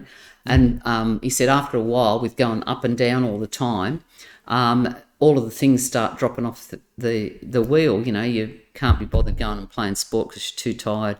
You can't bother going and visiting your friends. And at the end of the day, you get to the stage where you've just got the hub of the wheel, which is you, and your work. And so a lot of cops get really, you know, disenchanted and cranky with management and all that, because they've got no control over anything in their life anymore. They had control about all of those things that they used to do before. And so then there's no control over the management and what they're told to do and how they're told to do it. And so a lot of them get really... It sounds like worn out. Yeah, it is. And that's how they end up getting sort of really, you know, cranky at work and not liking supervisors, managers, or just turning nasty because they've lost all of those other things. So it's really important for police officers to you know, even though you're tired, you've got to get up and go and play basketball or whatever, and, you know, go and take your kids to their soccer, or go and look at this art exhibition with your wife or husband or whatever, you know. So it's really interesting the way that he described it all, and that sort of helped, I think, with a few people to look at their how their mental health stuff and that can be managed in the police. Yeah, cool, very cool. Back again. Yeah, back again. Do a quick break for everyone listening. You had to have that nicotine. Okay, I don't want to feel like I'm rushing over everything. I am curious as to what was your favourite part in your whole career in serving in the police force? What's the favourite time and era and position? There was lots of really good times because I had like an attitude about that you shouldn't stay a long time in any area that you work in, and transfer every 3 years or so. So I got to work in a lot of different places that were good. I have to admit I probably did enjoy a lot of my time working in the districts and regions and the headquarters stuff, doing the HR. I think part of it's, as I said, because I like the people management stuff, and because I learnt so many different things, because I was doing like region and district, patrol and district analysis in terms of staffing and whether there was enough staff and all of that sort of stuff, and then through that I did, learnt to do. Got trained to do job analysis and job evaluation, so you'd work out the ranks and grades of each position and everything. But the other good things about it was it also gave you access to various corporate areas, so you increase that corporate knowledge, and it gave you a broader perspective about the whole organisation and how it works. So I think that whether it was like the most enjoyable or whether it was, the fact that it gave, it really improved my skill level a lot. Early in the organisation too, I got involved with the union, which was another, the New South Wales Police Association. I ended up, I worked in the branches at the police stations and that, and then ended up got elected as a delegate, and they were looking to get some women on the committee, and so on the executive committee, so I put my hand up for that and I got elected. So that was a couple of years of interesting things when you look at stuff from the union perspective as well. So I got some, interesting stuff there, and enjoyable. Another part that I enjoyed too was when we did the celebration of 100 years of women in policing, and we did a lot of research. I was in charge of the History and Achievements Working Party, and so we were looking to, we gathered a whole lot of information from, women that had retired and everything, got their little bits of stories and everything. So it was really interesting doing all that stuff. So I think that trying to pick what was the most enjoyable is really difficult. Mm-hmm. And then even in operational, like I enjoyed lots of that most of the time, Mm-hmm. I think the fact that, I moved around to different places all the time, that was great, because you got a lot of different experience, a lot of variety. And then when I came to Albury, I really enjoyed working in the regional area, because I came from Orange, so that was a regional town or city back in the day, or whatever, it's still a regional city. Mm-hmm. And so then working in Sydney for 29 years and then coming to Albury, it was like coming back to my, the regional, area to when I was younger. Felt like home. Yeah. So, and it's just really nice living in a smaller community, and everything it's very, very community focused around here. And so you get, I got to know so many people in the community and all of that. And, we call it Smallbury here because you walk down the main street and run into 100 people. But yeah, so, it's hard to pick the most enjoyable spot when there was lots of enjoyment all the way along the way.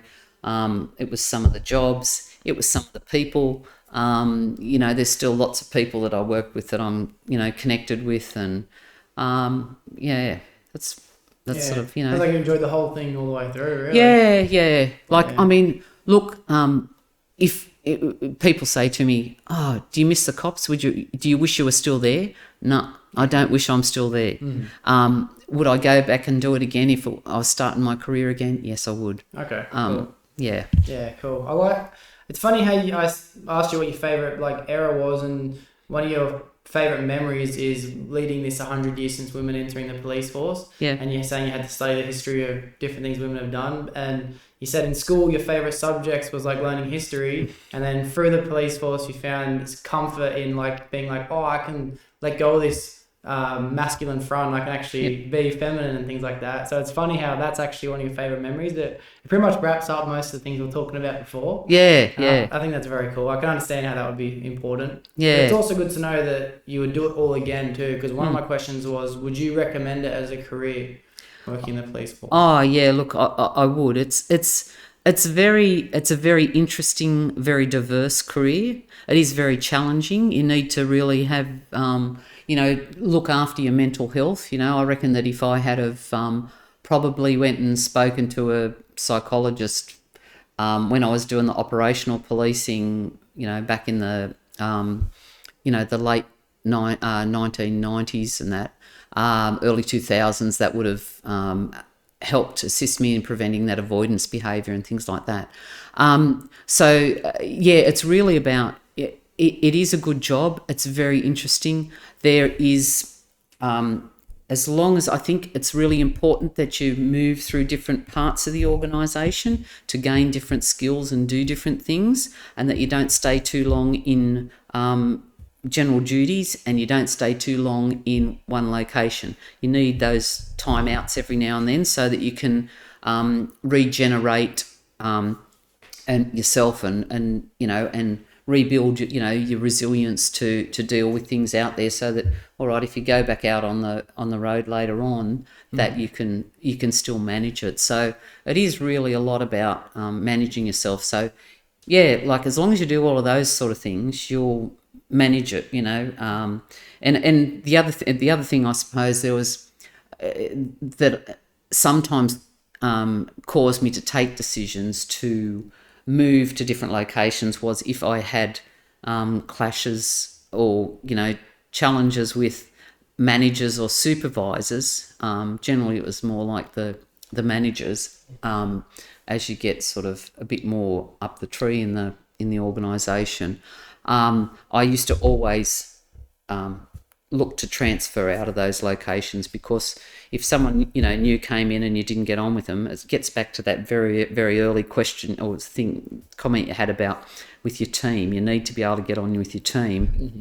And so when I couldn't, if someone came in and there was issues with the way we thought, mm-hmm. because we thought so differently, mm-hmm. then I would generally move on. There was only one time that I didn't move, when someone was giving me a challenging time. Yeah.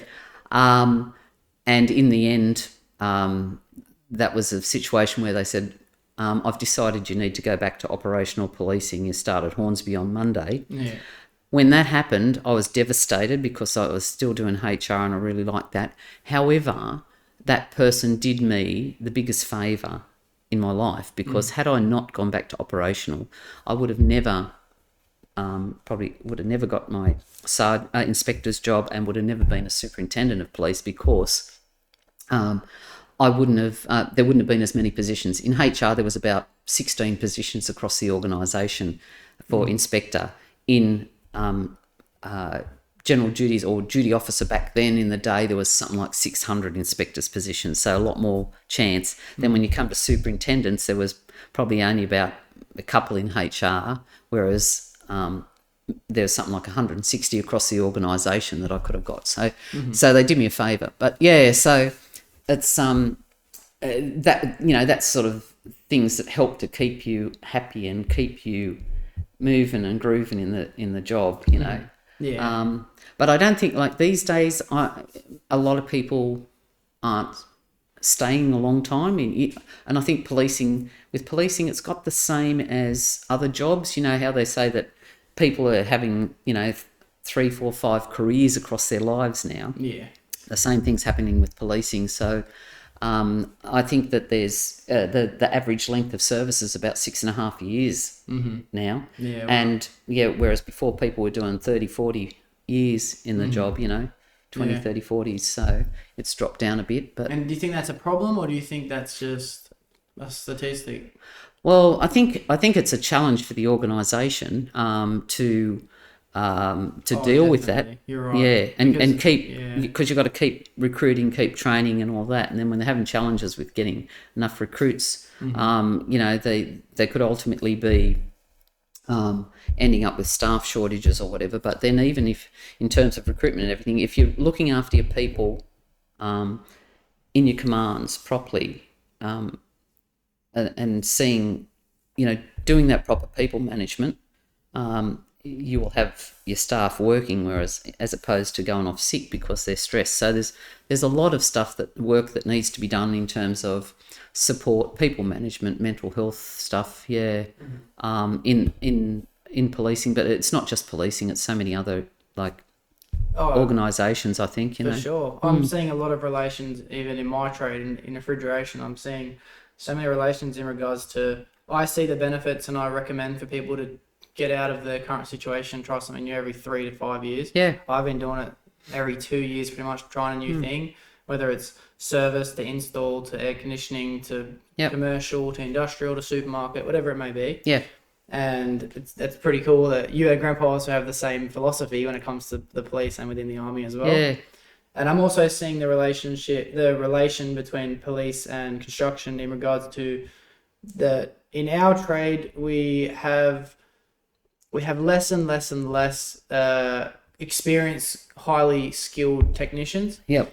And when it comes to police, I can imagine in the future there'll be a problem with looking for senior constables to be promoted into those higher roles, because there won't be much comparison between skill level, because everyone would have been just short careered. And I think there's going to be a problem in our trade that there's not going to be anyone to teach the trade in the next 15 years. I really don't think, even 10 years. I think we're running out of technicians in that regard. Do you think that's a same problem in police? Well, look, I think, it may be to some degree in sort of like trade type jobs and that. And yes, to a degree in policing, but once you've sort of got a fair grasp of the basics, there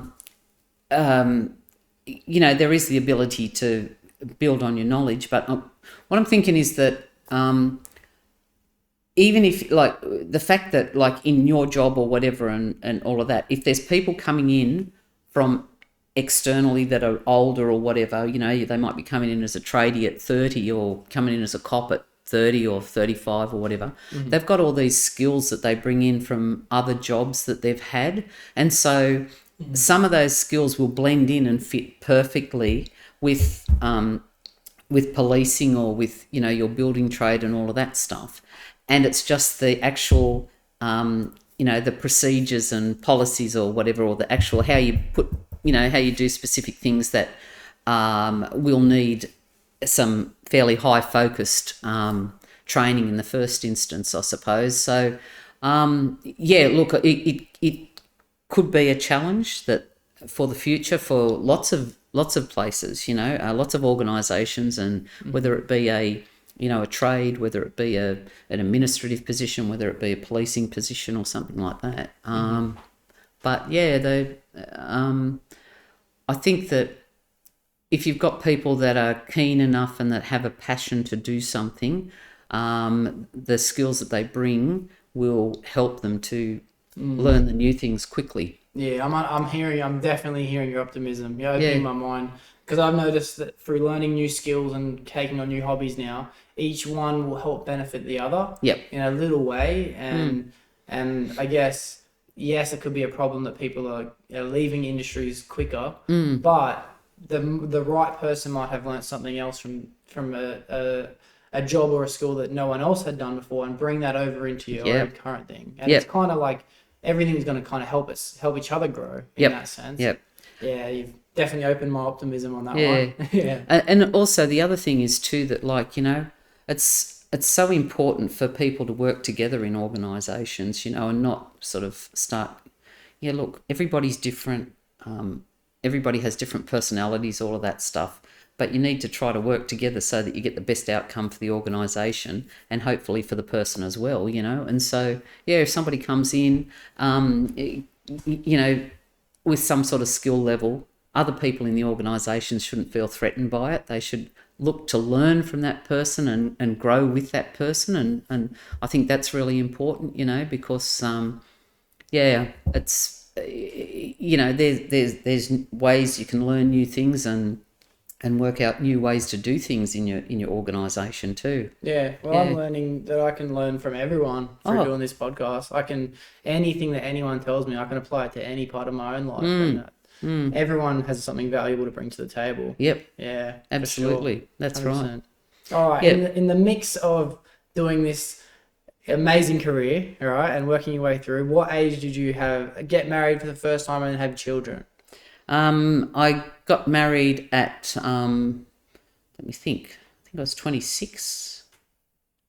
Yeah, 26. If you were 26, you broke the rule. I thought... No, mine was only a 25-year rule with my mum. Okay. Yeah. Because everyone's heard me on the podcast say 1 million times, so I can't get married until I'm 27. That's right. No, my mum put the 25-year rule on me because she had me before she was married when she was 17, and she realised how it impacted on her life. And so she put the 25-year rule on because that back in the day, that was a pretty big age to say don't get married till you're 25. Okay. So yeah, so I got married. I got married when I was 26.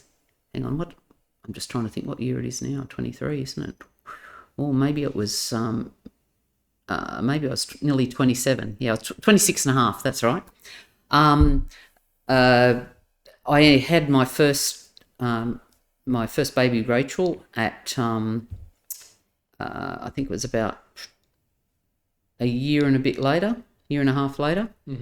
Then 21 months still after. stuck to the rule, no kids until 27 at least. That's right, exactly. Yep, that's right. Yeah. And then I had Tim another 21 months after that. So yeah, so I had 2 kids under 3 at a stage there or whatever. Yeah, and so that was when I first had the kids. We were living down in Sydney near my first husband Glenn's parents, and they his mum Maisie would look after the kids for me.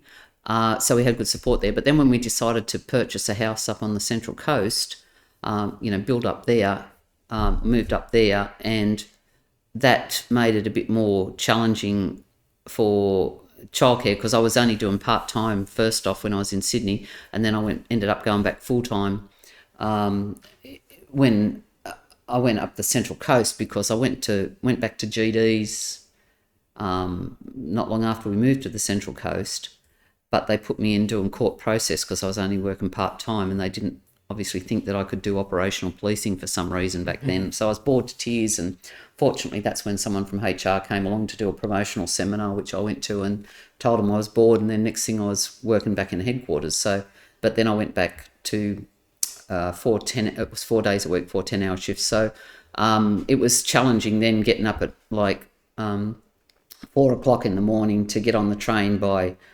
5:10 to get to work by 7 o'clock, so you had an hour and 50 minutes commute door to door. So that was pretty challenging in the early times. Yeah, that's a long time. Yeah. Travel. Yeah. Unfortunately, I had childcare, home-based childcare next door, which was very lucky, and we just carried the kids in at 5 o'clock in the morning, put them into bed there and that. But then you had to organise later on transportation to preschool, transportation to school later and all that. So it was pretty challenging when I was working full time again. Yeah, I can imagine. And Glenn was doing it too, and so. But fortunately, we worked both working Monday to Friday. Oh, well, not Monday to Friday. One was doing Monday to Thursday, the other one Tuesday to Friday. So it was only 3 days that we had to do all of that stuff. But you work around it all, and but it does cause challenges. Yeah. And did you and Glenn meet through working in the police force? Is that how you Yeah, we did. We were actually one class after the other at the police academy, but I never knew him there. He was posted to Central, and we were there at Central working together for 3 years before we even started going out. So so we met there in the organisation. It's a bit like doctors and nurses and teachers and all of that, Yeah. You meet who you're working with and marry them. Yeah. Yeah. It's a different. I don't think I'll ever experience that. I don't know if we have a big enough female construction industry for me to meet my future wife in my trade. Yeah. Well, you never know. I never know. You're right. Yeah. You're right. There is some out there. Yeah. You're reminding me of the fact that I haven't even mentioned this, but you've been in much better quality production studios than the Doxcast in the past, sitting in this same house. It's probably the least most productive quality one you've been on. Oh, no, it's fine. It's fine. How many times do you think you've been behind a camera or interviewed or anything like that, spoken to in that regard? Well, look, hundreds of times in terms of, incidents and all of that at work and everything. And that's like through the media or also within the police forces itself? So in the police force, where the media came out and interviewed you in relation to incidents and all of that sort of stuff. So, lots of times there. In terms of other things, just for policing stuff, that was mainly at incidents, or doing, media briefings over something that happened or whatever. So sometimes you did 1-on-1, sometimes you did one with 10, sometimes you're up on up the front on a stage and doing it to 100 or whatever. So it all depended. Yeah. Did you ever find that nerve-wracking, the public speaking? Oh, yeah, first off sort of thing, but you just sort of, you just got to get it under control and manage it. Yeah, but you sort of, as long, there was always like with work that you get media training, and then there was always a pattern of what you did, you'd sort of have your 3 or 4 points or whatever that you're going to talk about, and yeah, so you do that and then answer questions if you could, and if you couldn't, well, if you weren't able to in terms of the investigations or whatever, you said, no, can't do that, but yeah. So, I found myself, especially in school, just shitting myself every public speaking assignment we had to do. I could never speak in public. I think it's because I wasn't interested though in what I was talking about. And now I'm kind of trying to build a future with talking and having people listen. But I think I'm doing it all right because I'm actually curious and interested, unlike in school. Yeah. So that's probably the closest explanation I can find to that. Yeah. But you're saying you never really found much fear in public speaking?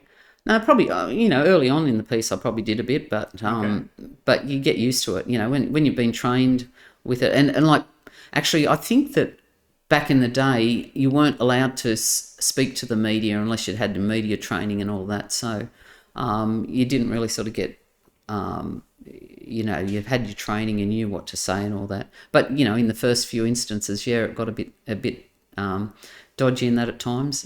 And then the other thing is, since then, there's been often times now where they'll stepping outside of the police where I've gone and talked to the local Rotary or some different organisation, where they want guest speakers and that. So I've done a lot of that sort of stuff, guest speaking.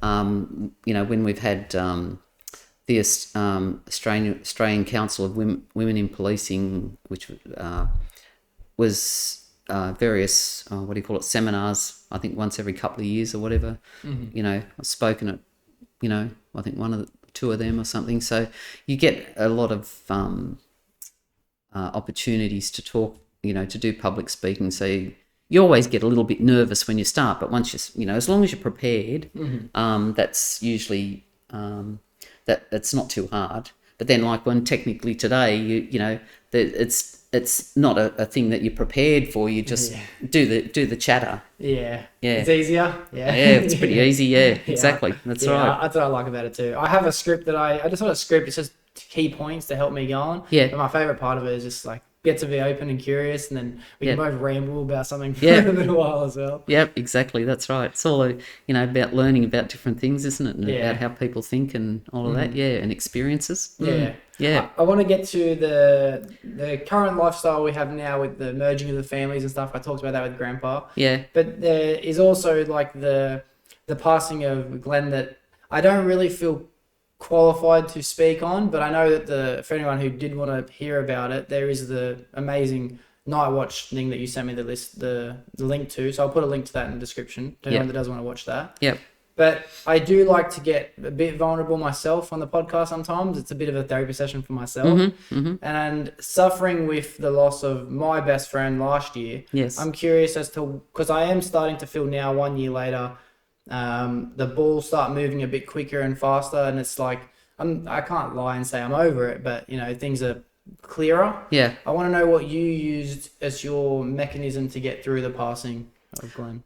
Well, I suppose like part of it is again with my psychologist and that she's like, she was really good support to me and everything. But like part of it was that she said, like, he's the one who took that decision to do that. So you can't blame yourself or anything like that. So I chose, that way to go. I'm not blaming myself for what happened. Again, everybody's responsible for their own behaviour and makes their own decisions for whatever reasons. And so, so Glenn took that decision to, to end his life. And it was nothing that I could have stopped at the end of the day.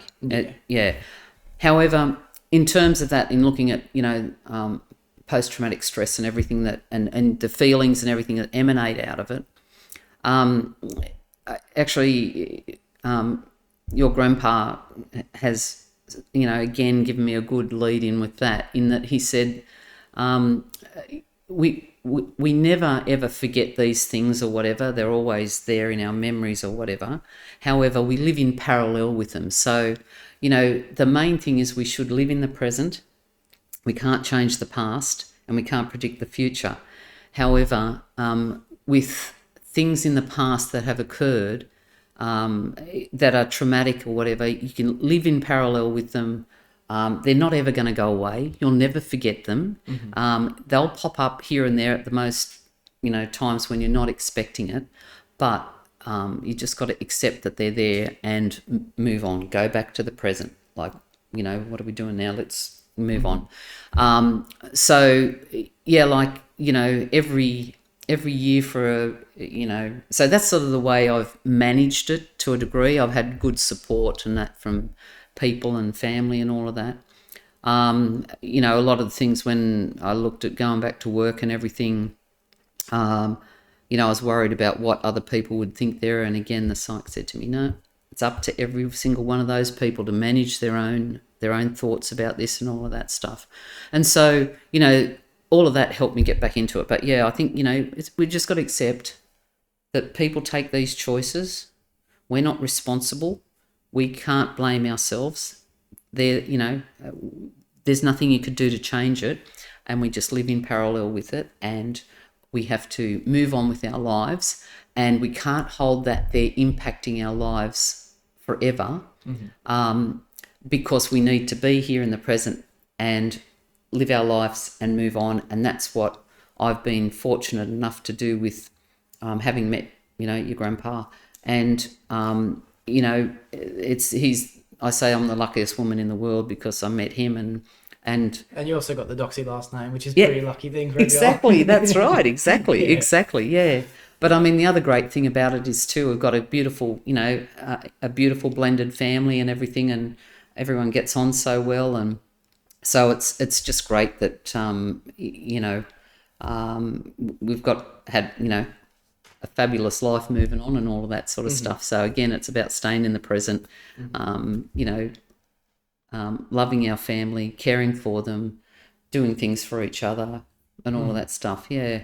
Yeah, beautifully said. When you said that, living in parallel with it, I almost felt like a physical, spiritual presence next to me as you're explaining it. And I definitely resonated with that for sure. And I'm actually going to use that as my own experience or advice if anyone comes to me with dealing with it as well. Yeah. I love the way that it's worded. But I love the way you just mentioned spending time with family and loving family and everything like that, because that's my next section I want to get to. Yep. Although I did want to talk about traveling, but I'll get back to traveling. Yep. And that's, you and Grandpa set a role model for me as to what family actually is. And I've always thought of it as in your blood and, relationship through marriage. But it's not. I'm seeing family now as your friends. Yep. And your family are really your best friends. And I understand that. And I think with you and my nan being friends, that's a great example for everyone at Christmas this year, and on the possibilities of what a family could really look like. And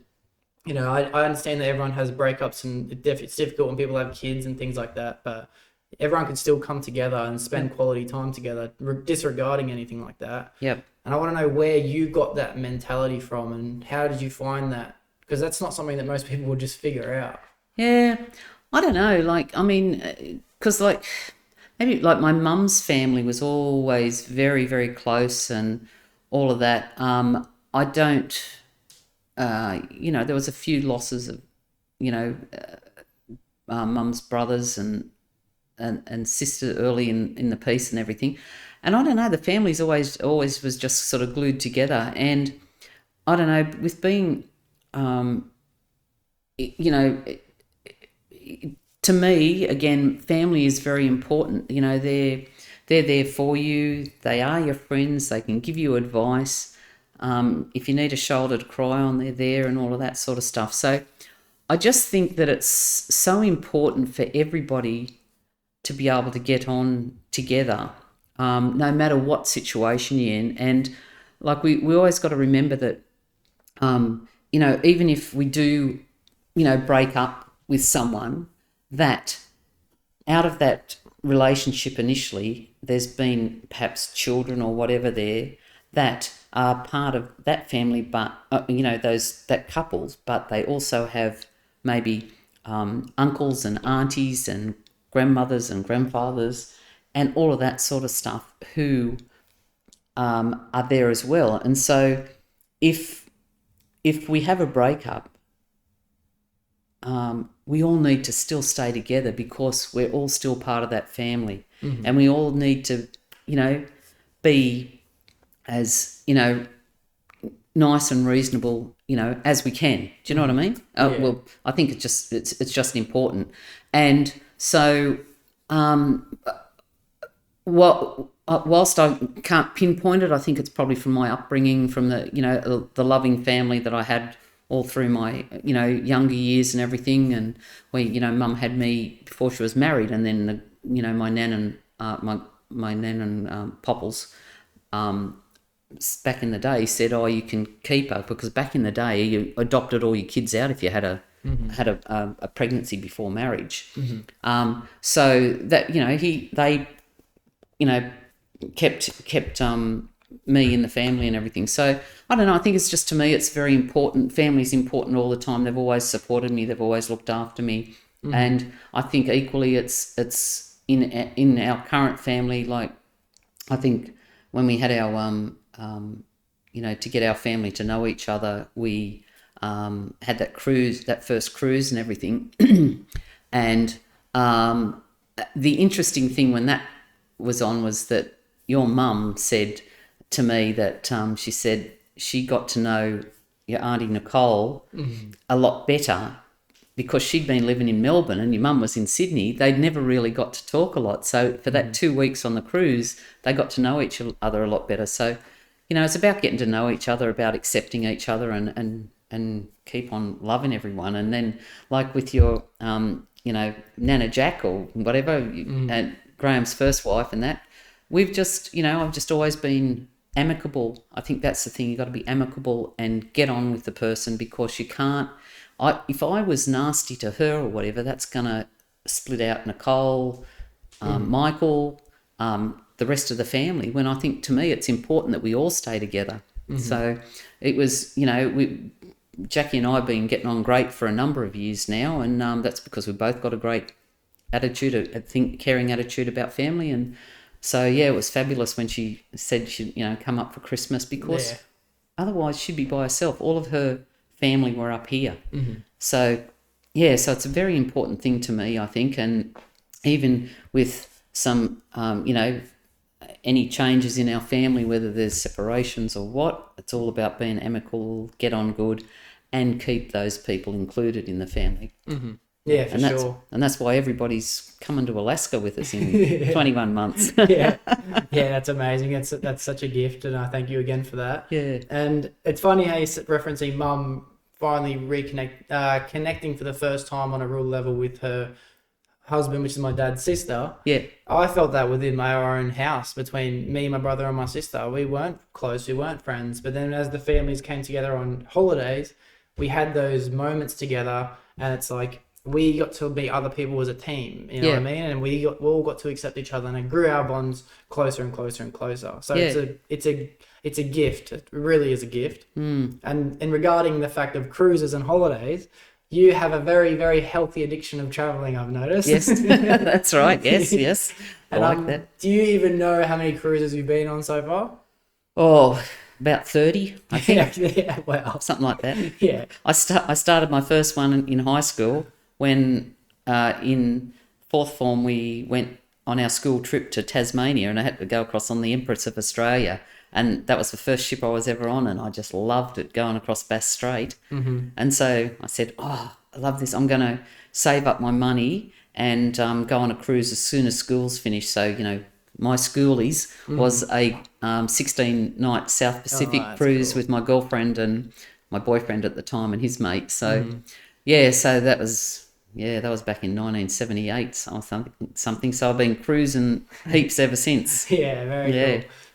Grandpa was filling me in on all the destinations you plan on just doing this year alone, and I'm like, see, that's a future that I could definitely get on board, and Yeah. I'm looking forward to a future like that for myself. Oh, it's a great thing traveling and that, It's so cool. Yeah. So envious and jealous. Well, you just got to get in there and start I doing know, it, I and know.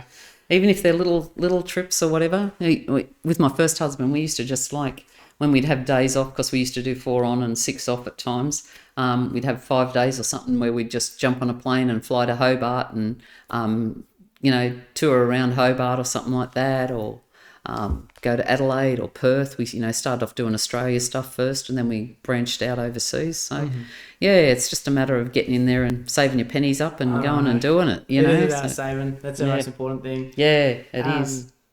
I've travelled a little bit myself, just a little bit, just most of the places just on the outside of Australia. Yep. With the islands like New Zealand, Fiji, and Bali, Thailand, and things. Mm-hmm. What do you think is the most amazing place to visit in the world?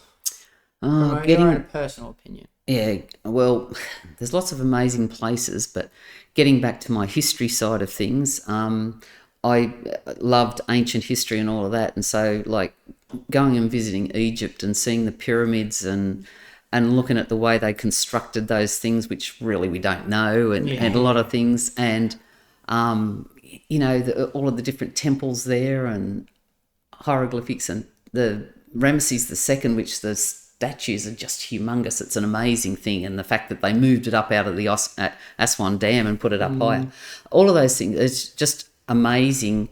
In terms of, I love all of that stuff. Going to Jordan as well, there was some, Petra and a lot of other stuff up there. So, and Turkey with the all of the Roman and Greek influence there, just amazing. That's from a historical point of view. I love all of that stuff. I love going to art galleries and that, which I did a lot with my daughter. And, it's sad when you say about, not really getting to know your family and that well, because until I went over to Europe with my daughter for four weeks, back in about 2013, I never realised that she was into art. Mm-hmm. And so when I said something about we're going to the now I'm having a mental block, in Paris, the Louvre. Mm-hmm. She went, "Oh yeah, good," and I went, "What?" Anyhow, we got in there, and next thing she's saying, "Oh, there's such and such and this and that and all of that," and I'm going, "What do you know all this?" And she said, "Yeah, I love art." And my own daughter, I didn't know that she had a passion for art, so that was great. Mm-hmm. So if you look at that art history side of things, that's the stuff that I love and I think is great. But then if you flip it to looking at the nature side of things, I love it around Alaska and that, and Canada, with the Rocky Mountains and the bears and the moose and all of that. It's just amazing views there, and and the glaciers and that. It's just an amazing world that we live in, and so and like I'll never forget Crescent Lake that I went to, and we went around in a little dinghy. We had to fly in there, and initially we were looking to go and see the bears, and when we went to Anchorage, and they said, "Oh no, there's the viewing platforms are closed. That's where you see the fish jumping up, the salmon jumping up in the creeks and that." And this girl said to me, "But there's Crescent Lake is still open. It's an hour and a half float plane flight south, and they'll take you around on a pontoon and to see the bears and that. They haven't gone into hibernation." And we went, "Oh, that sounds good." And I said, "How much?" She said, $800. And I went, we were doing a cruise down the Inside Passage for a week for $800. But anyway, we went, "No, might never go here again." And we went there. The pontoon was broken down. They put us in a little tinny boat, and we, with 2 other people, and we motored around the lake that morning, and we just saw all of these different bears. Saw a mother with 2 6-month-old babies, another mother with a 12-month-old in the water diving for salmon, swimming, and she was teaching him how to swim. And I never thought that bears would swim, duh. But, so that's a fabulous place, and I'd love to take everybody there. But I think when we go there, it's not quite going to fit in or something, but we'll see. Mm-hmm. But, so that's another place, like looking at the wildlife and all that. But we've only been to about 60 countries in the world, and there's about 180 180 something, I think. 190. I've only been to 60. Yeah. And you're not referencing the fact that you've been to some of these multiple times. have you? I know. Well, sometimes you just cross the same place. But I'm really looking forward to. I want to go to all of the stans, Kazakhstan, all of that stuff. Yeah. It looks like a good one.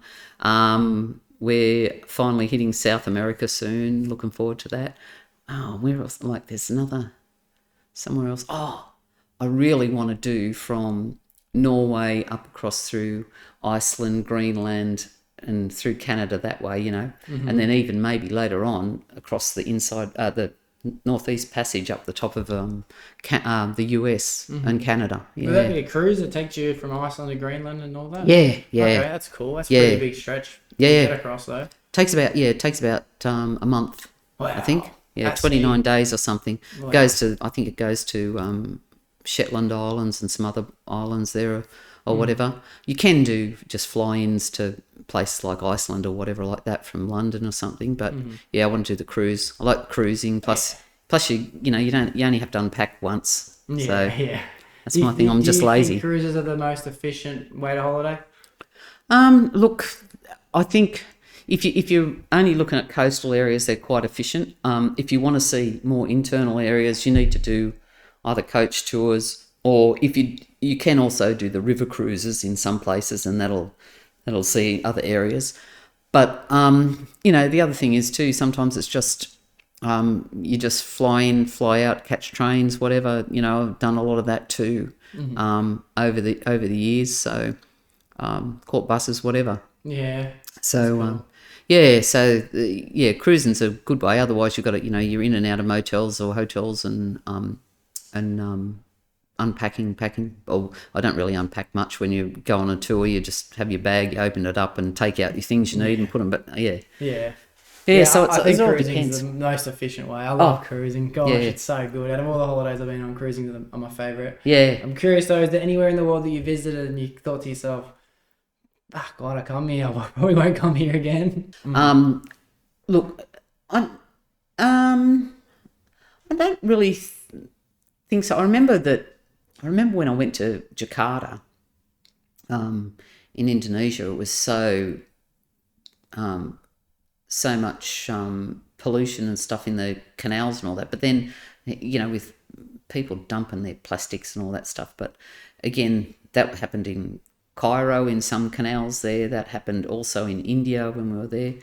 I don't think there's any particular reason why I would say, no, I don't want to go to that country again, because every country's different and every country's got different things to see on highlights or lowlights or whatever. So I think it's all just about being an experience to go and check these places out. And yeah, you might not like a place too much, but otherwise, you've been there, done that, okay. Yeah, tick it off. Yeah, tick it off. Yeah.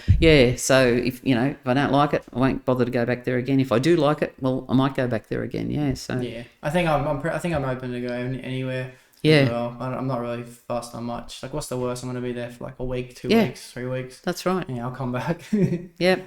And there's so many good tours out there these days, and so yeah, it's either way you can see lots of amazing places, and I'd travel more if I could. Yeah. But your grandfather makes me stay home sometimes because he's busy doing stuff. Yeah.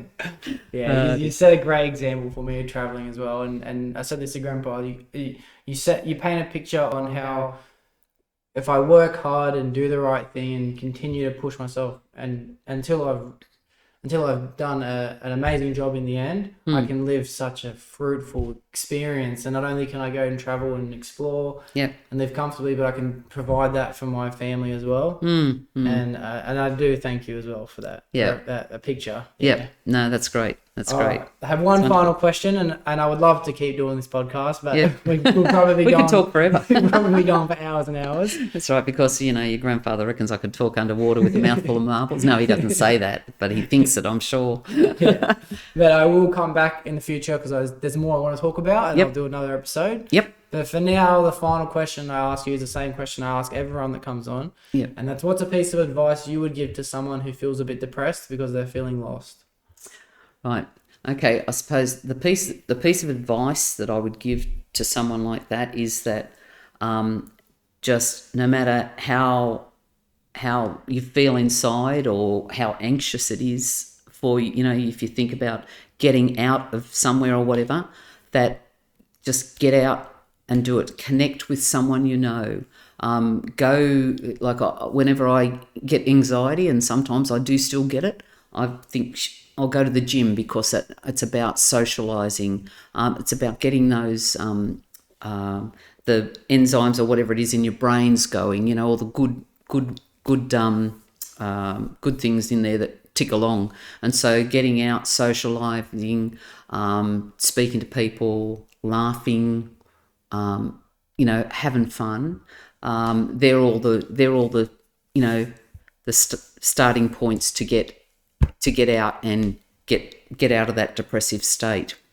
And clearly, if you need support, reach out, get onto a psychologist or someone like a psychologist. I prefer them to psychiatrists, but I didn't say that. Mm-hmm. But because I really believe about staying away from pills. Yeah. I think it's about creating those good hormones and stuff that are going in the brains by going out, talking to people, socialising, laughing, all of that sort of stuff, exercising, running, all of that stuff. Not that I can run at the moment, but yeah. And then if you've got a little doggy friend or whatever, they're great too. They're the sort of things that can get you feeling much better and, out of that depressive state.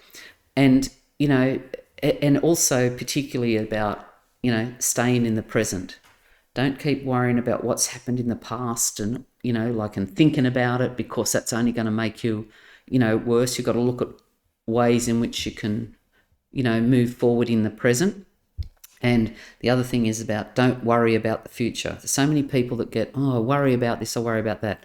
Again, going back to my psych, I was having, after my mum died, she had bowel cancer, and I was then, paranoid that I was going to get bowel cancer, and I said to her, I'm worried about that I'm going to get bowel cancer and die early and all this stuff, like Mum. And she said, you can't predict the future, so don't worry about that. So I never worry about anything now. Mm-hmm. I just keep it right away from it, and just keep in the present and do my things, in the present. And then sometimes, like, if I don't have the opportunity to talk to someone for some reason, I might just go out for a drive and go and look at the beautiful countryside, or, or go and, just do a little circuit around the place. Mm-hmm. Yeah. So, yeah. Yeah, beautiful. Yeah. I love the answer. And as you were saying that to me, I was imagining the same feeling of living in the present and letting the past ride parallel with you. And I'm trying to think to myself, so where would the future be? And then as soon as I tried to remove that, like, who cares about it? That's when you said, don't worry about the future. And I was like, okay, cool. Yep. I'm glad that I'm understanding what she's saying. Yeah. And you can plan the future in your presence if you need to, think about it. When I think about the future, it's about, where am I going to go for my next holiday, or when am I going to do this and that and all of that sort of stuff. But but equally too, in it, with me keeping busy, like, a lot of it's about helping people and being involved with things too, and that keeps me in the present and keeps me, interested and functioning in my retirement. Yeah, beautiful. Yeah. Again, we could talk for hours, and I would love to. And it's a shame that we can't on this episode, but we will on a future episode. Yep. And I want to thank you again very much for giving me your time today. No worries. I really at all, enjoyed Jake. this episode. No, that's great. Like, I'm really happy to be here and talk to you and exchange information and that, because we can all learn something from each other all the time. And it's great that you're part of our family and that I'm part of your family. Well, actually, we're all part of the family. Yeah, it's one family. Yeah, now. it's one family. Yeah. So it's just beautiful, and I'm a very lucky woman. Oh, well, I really appreciate it. No worries. Thank you very much. Okie dokes. Thank you, Jake. Shawty catch a vibe, yeah, I had to put her on. Bought a two-seater, yeah, we heading for the sun. Shawty got my high, I ain't tripping for the funds. Yeah, I won't start, I ain't tripping, I'm a stunt. Oh.